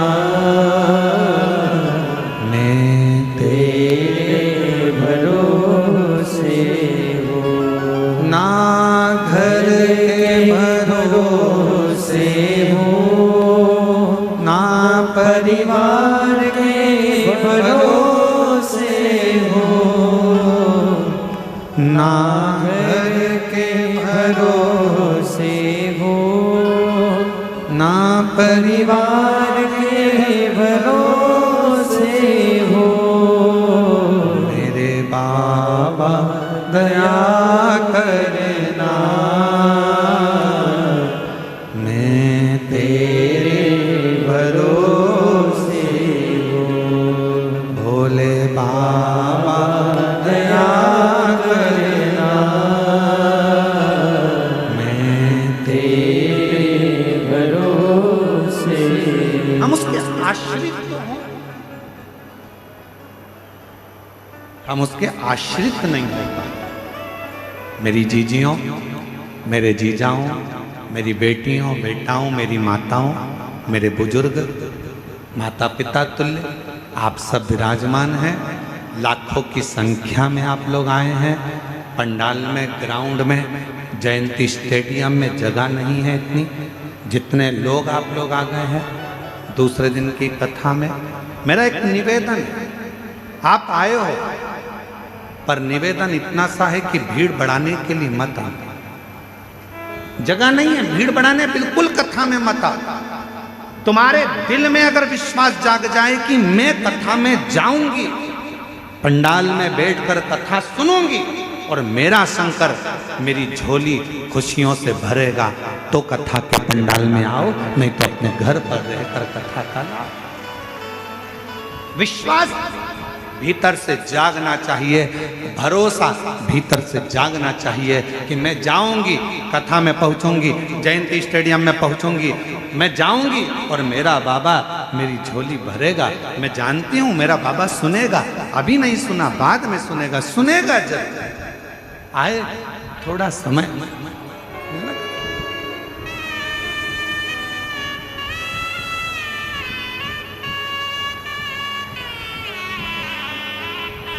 हो सकता है थोड़ा देर लग जाए आने में, हो सकता। ब्रह्मा जी की कथा कर रही है, ब्रह्मा जी का सिर कट गया, कर्मनाशा नदी उत्पन्न हो गई और ब्रह्मा जी का वो शीश बड़ का पेड़ बन गया। शिव जी उस बड़ के पेड़ के नीचे विराजमान हो गए। शिव जी का नाम बटपेश्वर महादेव, बटपेश्वर।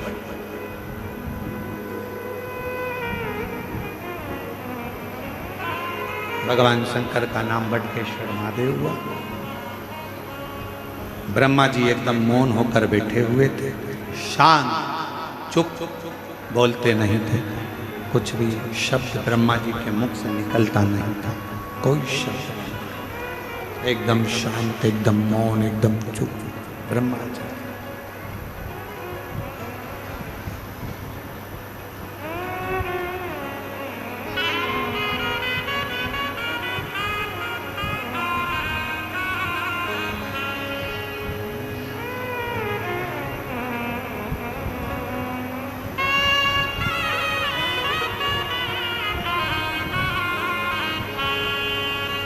ब्रह्मा जी, देवऋषि नारद जी ब्रह्मदेव से मिलने के लिए गए। ब्रह्मा जी से मिलने के लिए देवऋषि नारद जाते। ब्रह्मा जी के पुत्र हैं देवऋषि नारद, मानस में चलते। और नारायण श्रीमन नारायण, नारायण श्रीमन नारायण, नारायण श्रीमन नारायण, नारायण श्रीमन नारायण, नारायण श्रीमन नारायण। सब बोलिए, सब बोलो।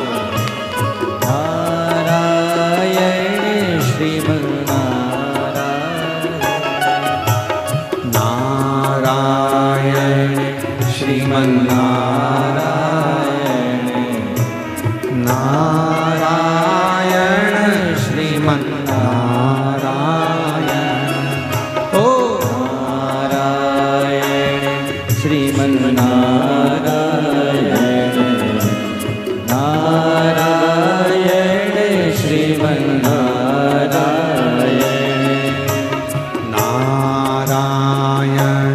श्रीमन नारायण, नारायण श्रीमन नारायण, नारायण श्रीमन नारायण, नारायण श्रीमन नारायण।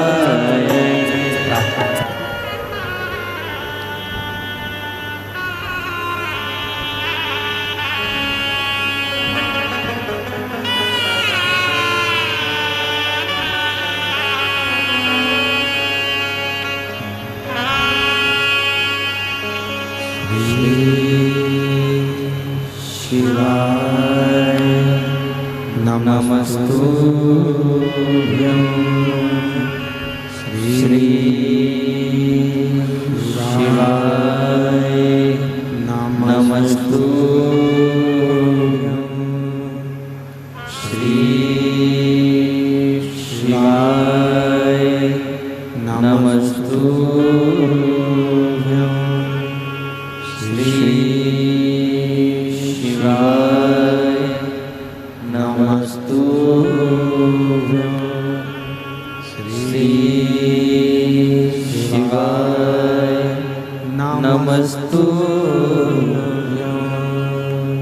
भोला सब दुख काटो हमारा ओ भोला सब दुख काटो हमारा शिव शंकर जपू तेरी माला भोले बाबा जपू तेरी माला भोला सब दुख काटो हमारा ओ भोला सब दुख काटो हमारा वेश है मंगल मंगलकारी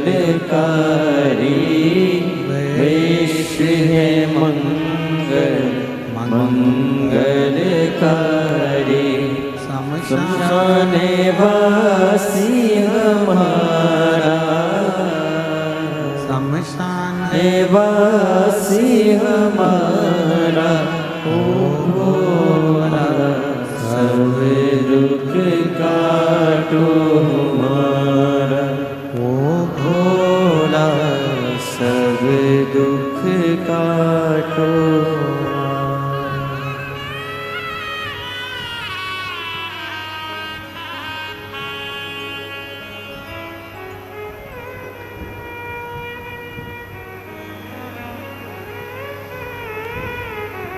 बाबा दैवदिन भगवान शिव ओगरदानी त्रिकालदर्शी कैलाशी विनाशी भगवान शंकर की पवित्र कथा कह रही है। शिव महापुराण की कथा वर्णन कर रही है, शिव कथा कर रही है। ब्रह्मा जी मौन है। देवऋषि नारद ब्रह्मदेव के पास पहुंचे हैं और ब्रह्मा जी के पास में पहुंचकर देवऋषि नारद जी ने देखा कि ब्रह्मा जी से मैं बात तो कर रहा हूं पर मेरे पिता कोई जवाब नहीं।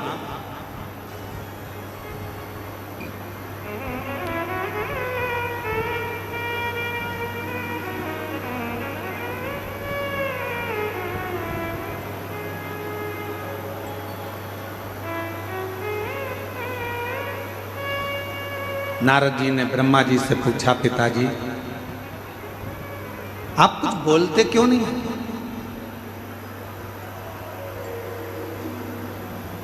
आपकी वाणी नहीं सुनी बहुत दिनों से, कम कुछ तो बोलिए।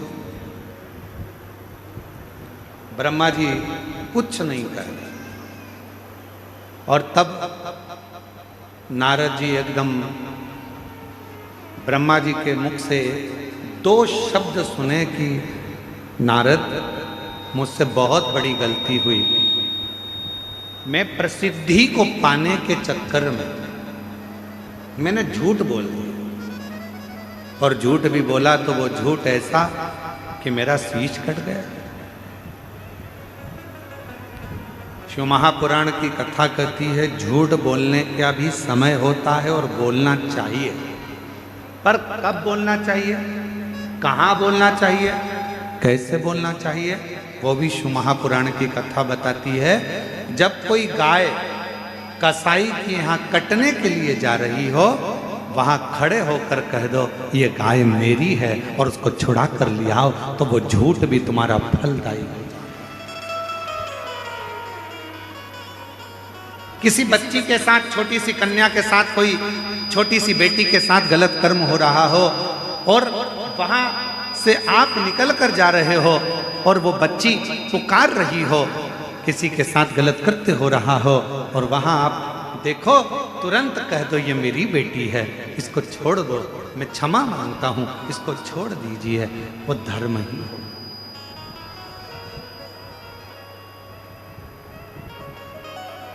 वो श्रेष्ठ है। महाराज शिव महापुराण की कथा कहती है अच्छे कर्म को करने का प्रयास है। दान करने के लिए धन चाहिएगा, बोलो सही है कि गलत है? पुण्य करने के लिए भी थोड़ा पुण्य कर्म चाहिएगा, थोड़ा सा कुछ ना कुछ चाहिएगा। पर अच्छा कर्म करने के लिए तो अच्छा दिल चाहिए, अच्छा मन। आपका मन श्रेष्ठ हो गया, आपका दिल अच्छा हो गया, आप अच्छा कर्म कर लो। ब्रह्मा जी के मुख से शब्द सुना, सुनते से ही ब्रह्मा जी के मुख से जैसे ही शब्द सुना, सुनते से ही नारद जी एकदम चुप होकर एक जगह पर बैठ गए। बैठे तभी उसी समय पर देवराज इंद्र का आगमन हो गया। ऐरावत हाथी पर देवराज इंद्र बैठे थे और ऐरावत हाथी पर बैठकर देवराज इंद्र का आगमन हुआ। देवराज इंद्र का जैसे ही आगमन हुआ, नारद जी को बैठा हुआ देखा। पूछा देवराज इंद्र ने, आज नारद जी आपकी वीणा नहीं बज रही, आज नारद जी आपकी करताल नहीं बज रही, आज नारद जी आपके मुख से श्रीमन नारायण नहीं निकल रहा, क्या बात है? नारद जी कुछ तो बोलो। नारद जी कुछ नहीं बोलते। तब फिर पूछा देवराज इंद्र ने, हुआ क्या है? तब नारद जी ने कहा, ब्रह्मा जी का सिर कटा, तब से ब्रह्मदेव मौन हो गए हैं, स्तुप्त हो गए हैं, उनका मन नहीं लग रहा, उनका हृदय अंदर से कछोट रहा है, उनकी आंखों में आंसू भरा हुआ है। क्या करें? करें तो करें, बोले तो बोलेंगे, क्या करें बताइए? तब देवराज इंद्र ने सुना, देवराज इंद्र श्रवण करे और देवराज इंद्र जैसे ही नारद जी के मुख से थोड़ा सा शब्द श्रवण किया और देवराज इंद्र सीधे भगवान नारायण के पास पहुंच गए। श्रीमन नारायण हर हर महादेव। नारायण के पास में जैसे पहुंचे, भगवान विष्णु तो नेत्र बंद करे हुए थे क्योंकि उनको सारी लीला का ज्ञान था। अब किसके पास जाए?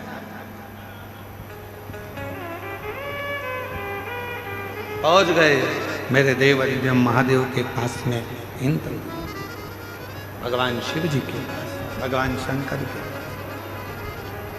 और जैसे ही भगवान शंकर के पास में पहुंचे, बाबा तो नेत्र बंद कर समाधि में डूबे हुए थे। ओम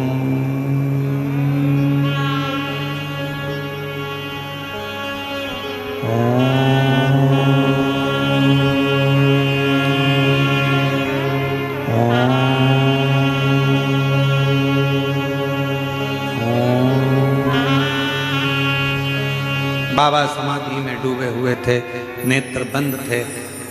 भगवान इंद्रदेव ने आवाज लगाई, हर हर। फिर भी भगवान शिव ने नेत्र नहीं खोले। ताली भी बजाई 3 बार, फिर भी भगवान शिव ने नेत्र नहीं खोले। इंद्र को लगा कि जरूर कोई बात बहुत भारी है, इसलिए बाबा नेत्र नहीं खोलते। प्रार्थना करी माँ जगत जननी से, माँ जगदम्बा अम्बा पार्वती जी बैठी विराजमान थी। माँ जगत जननी अम्बा जगदम्बा माँ पार्वती जी से विनय करा, शिवजी नेत्र नहीं खोल रहे हैं, बाबा नेत्र नहीं खोल रहे हैं। और सामने बहुत बड़ी उलझन खड़ी हुई। शिव महापुराण की कथा कहती है, तेरे मंदिर में आना मेरा काम है और मेरी बिगड़ी बनाना तेरा काम। आप उसके दरवाजे तक एक पत्र है, अच्छा है, देखिए।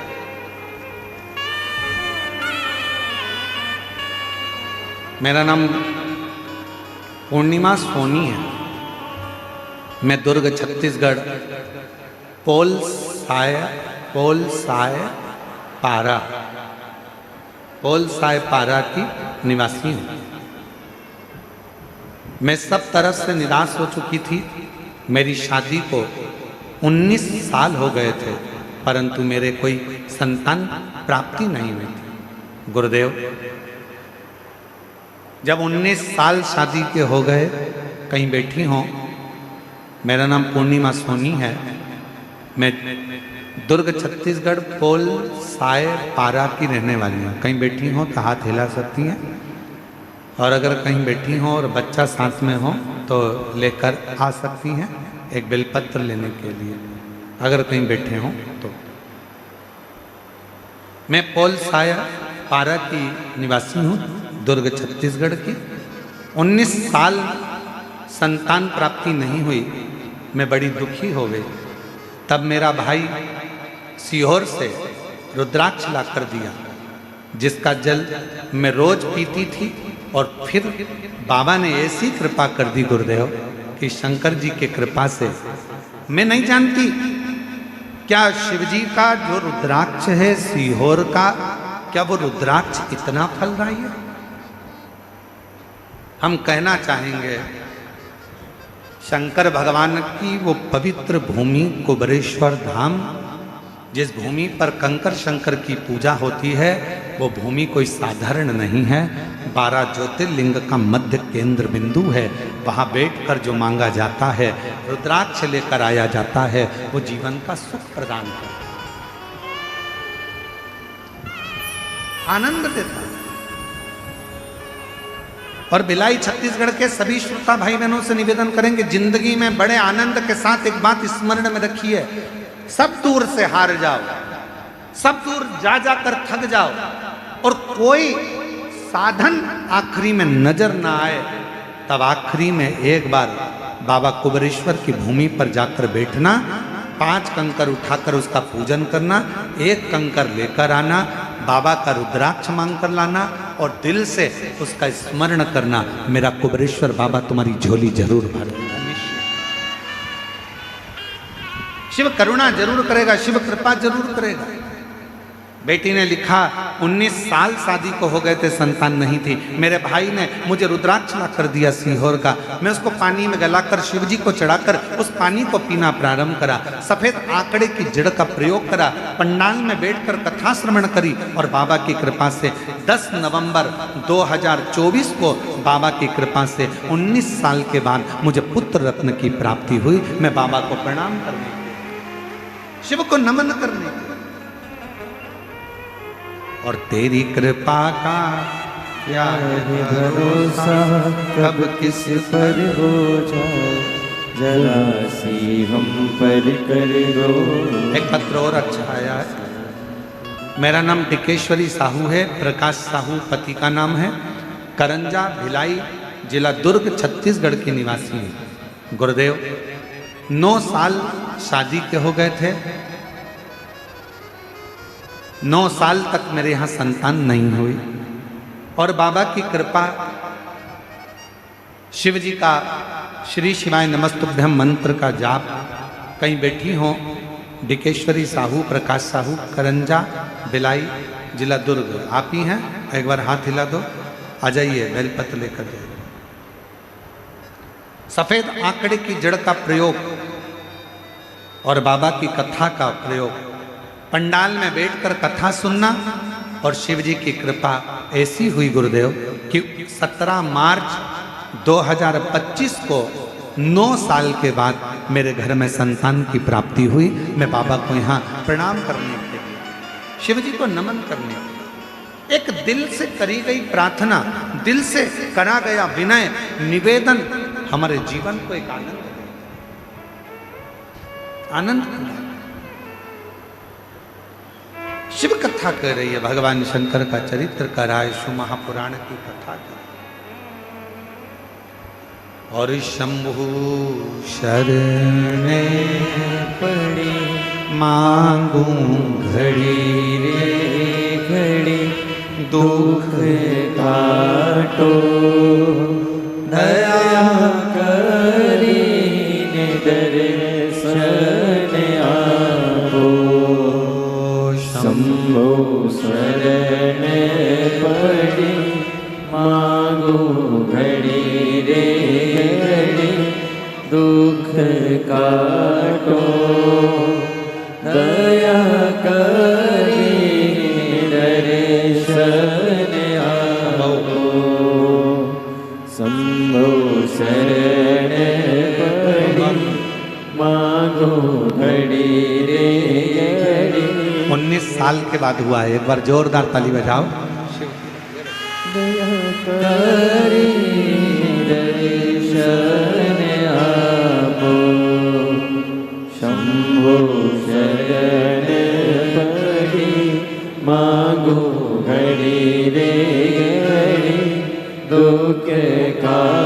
तो दया करीन दर्शन आपो। 19 साल के बाद बाबा ने दिया। शिव कृपा संत। ब्रह्मा जी मौन है। इंद्रदेव ने शिव जी से प्रार्थना करना चाहिए, पर शिव जी भी साधना में लीन। भगवान शंकर भी साधना में लीन। साधना। कोई जवाब नहीं मिला। वापिस इंद्रदेव ने आवाज लगाई, हर हर। फिर भी शिव जी के नेत्र नहीं खुले।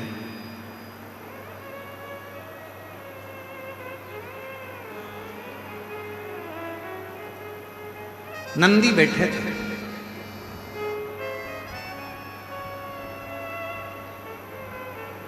और नंदी को बैठा हुआ देखकर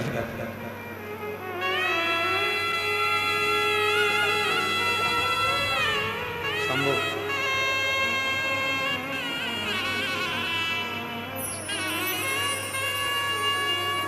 शंभो शंभो 17 मार्च 2025 को जन्म लिया है। 9 साल के बाद हुआ है। एक बार जोरदार ताली बजाकर स्वागत।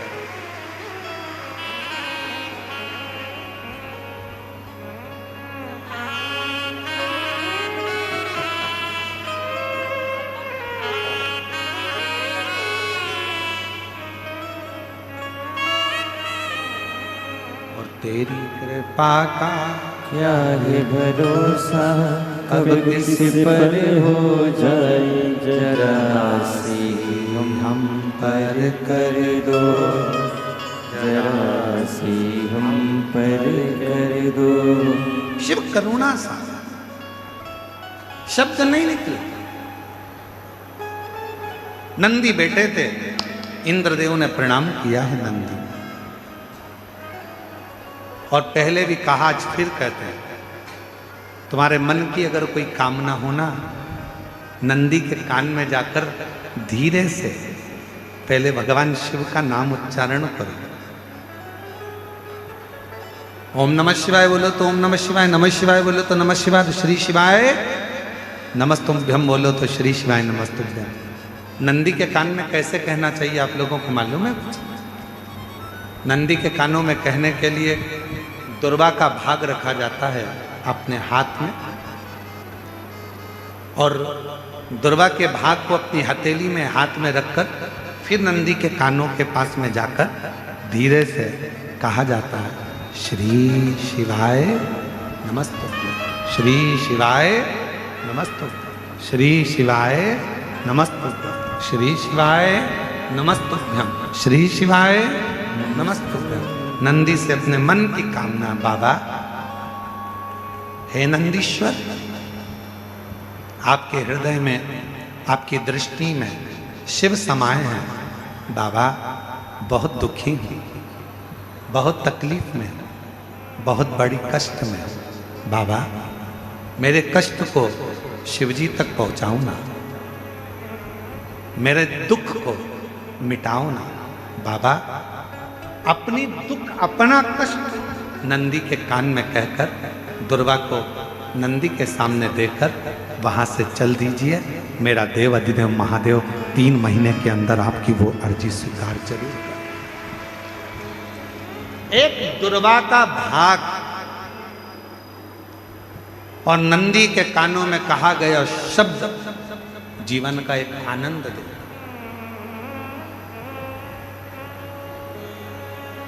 एक दुर्वा का, और यदि दुर्वा नहीं भी होती है, अगर दुर्वा नहीं है तो नंदी के जो गले में, शिव मंदिर में नंदी होता है, नंदी के गले में जो घंटी पड़ी होती है, घंटी देखिए नंदी के गले में, और अलग से तो कोई घंटी डालता नहीं है, पत्थर की ही घंटी बनी होती है, पाषाण की ही घंटी बनी होती है। उस घंटी जो डली हुई है, जो गला है नंदी का, उसका स्पर्श करते हुए नंदी के कान में अपनी बातों को कह देना चाहिए। स्पर्श।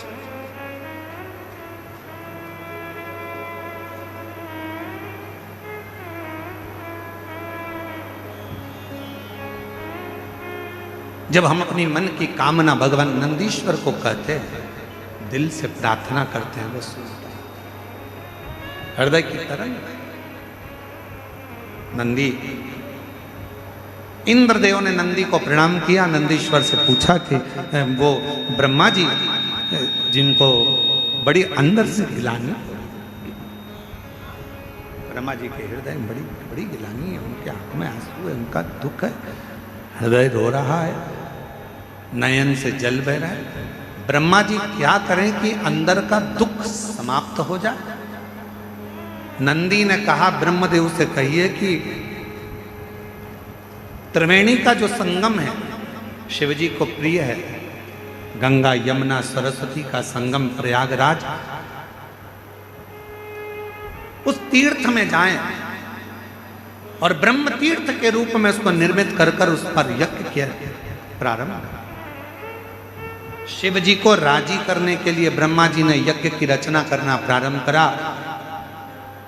गंगा यमुना सरस्वती के तट पर, मां गंगा यमुना सरस्वती के तट पर पहुंच गए। यज्ञ की रचना हुई, यज्ञ प्रारंभ होने की तैयारी हुई। विचार करा गया कि किसका यज्ञ करें, किसको प्रसन्न करें, किससे विनती करें, यज्ञ किसका हो।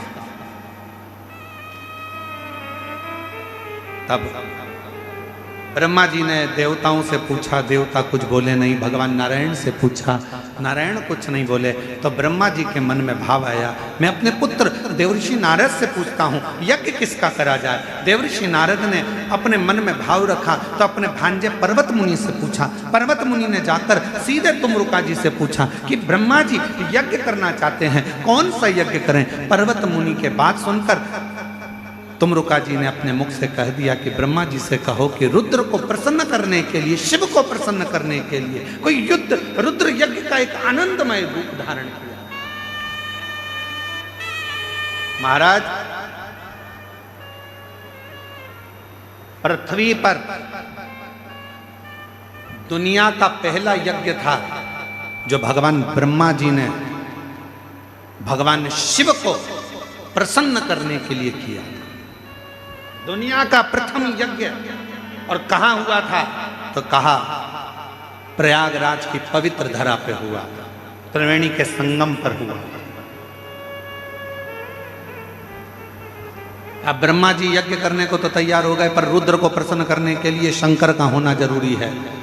शिव जी तो समाधि में लीन है, शंकर का प्रतिबिंब कुछ रखा जाएगा।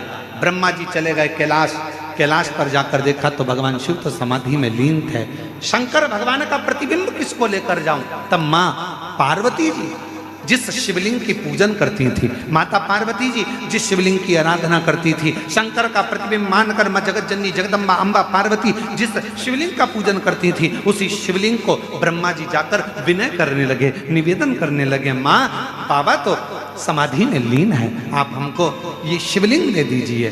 पार्वती जी ने कहा, ये तो वो शिवलिंग है जिसकी आराधना मैं करती हूँ, जिसकी साधना मैं करती हूँ, जिसकी पूजन मैं करती हूँ, और आप वो शिवलिंग मांग रहे हैं।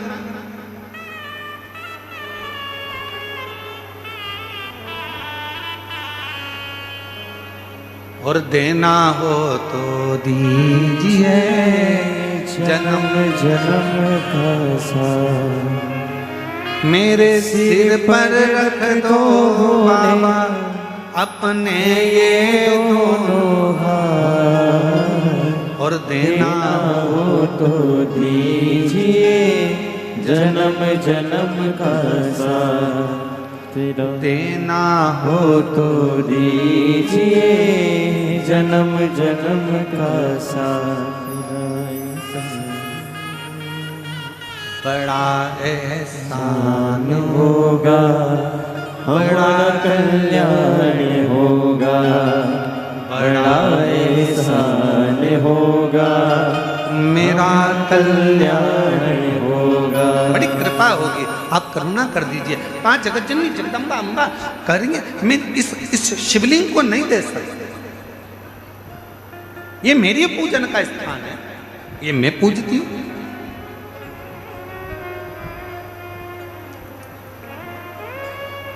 ए मेरी जीजियों, मेरे जीजाओं, मेरी बेटियों, बेटाओं, मेरे माताओं, मेरे भाई, मेरे बुजुर्ग माता पिता तुल्य विराजमान हो, आप सबसे निवेदन करूंगा, सास की प्रॉपर्टी का हिस्सा हो, ससुर की प्रॉपर्टी का हिस्सा हो, सास के कपड़ों का हिस्सा हो, सास ससुर के जेवर का हिस्सा हो, सबके हिस्से हो। और यदि आखिरी में मंदिर में भगवान रह जाए और कहे इसको कौन लेगा, तो कह देना जो मंदिर में मेरा शिव बैठा है, जो मंदिर में मेरा लाडला बैठा है, उसको मुझे दे दीजिए। मेरे ठाकुर को, मेरे राम को, मेरे कृष्ण को, मेरे शंकर को मुझे दे दीजिए, बस मुझे। लोग कहते हैं कि मंदिर में, लोग कहते हैं हमारे यहाँ महाराज जी ऐसा मंदिर है, हमारे गांव में ऐसा मंदिर है, 100 साल पुराना है, हमारे गांव में मंदिर है 50 साल पुराना है, हमारे गांव में मंदिर है 30 साल पुराना है। बोलो बोलो, बोलते कि नहीं बोलते? अरे जम के तो बोलो। लोग कहते हैं हमारे यहाँ मंदिर 50 साल पुराना, हमारे यहाँ मंदिर 80 साल पुराना, हमारे यहाँ मंदिर 500 साल पुराना। मेरा निवेदन है, तुम उस मंदिर को देखने के लिए जाते हो, दर्शन के लिए जाते हो कि ये 50 साल पुराना है, 60 साल पुराना है, 100 साल पुराना है। उसी तरह जैसे पुराना मंदिर प्रसिद्धि का केंद्र होता है, कुछ बर देने वाला होता है, उसी तरह हमारे घर में हमारे सास के हाथ के, ससुर के हाथ के, उनकी सास के हाथ के, उनके ससुर के हाथ के, घर में जो लड्डू गोपाल होते हैं, जो शंकर जी होते हैं, जो गणेश जी की मूर्ति होती है, जो हमारे घर में भगवान होते हैं, वो भी 100, 150, 200 साल पुराने होते हैं। यदि वो हमको प्राप्त हो जाए और हम उनकी पूजन करना प्रारंभ कर दें, तो वो भी हमें वर देना प्रारंभ कर देंगे। वर देना। पर आजकल एक नया फैशन हो गया। एक गुरुजी, हमारे घर में तो छोटे से भगवान हैं, इसलिए हम बड़े लाएंगे।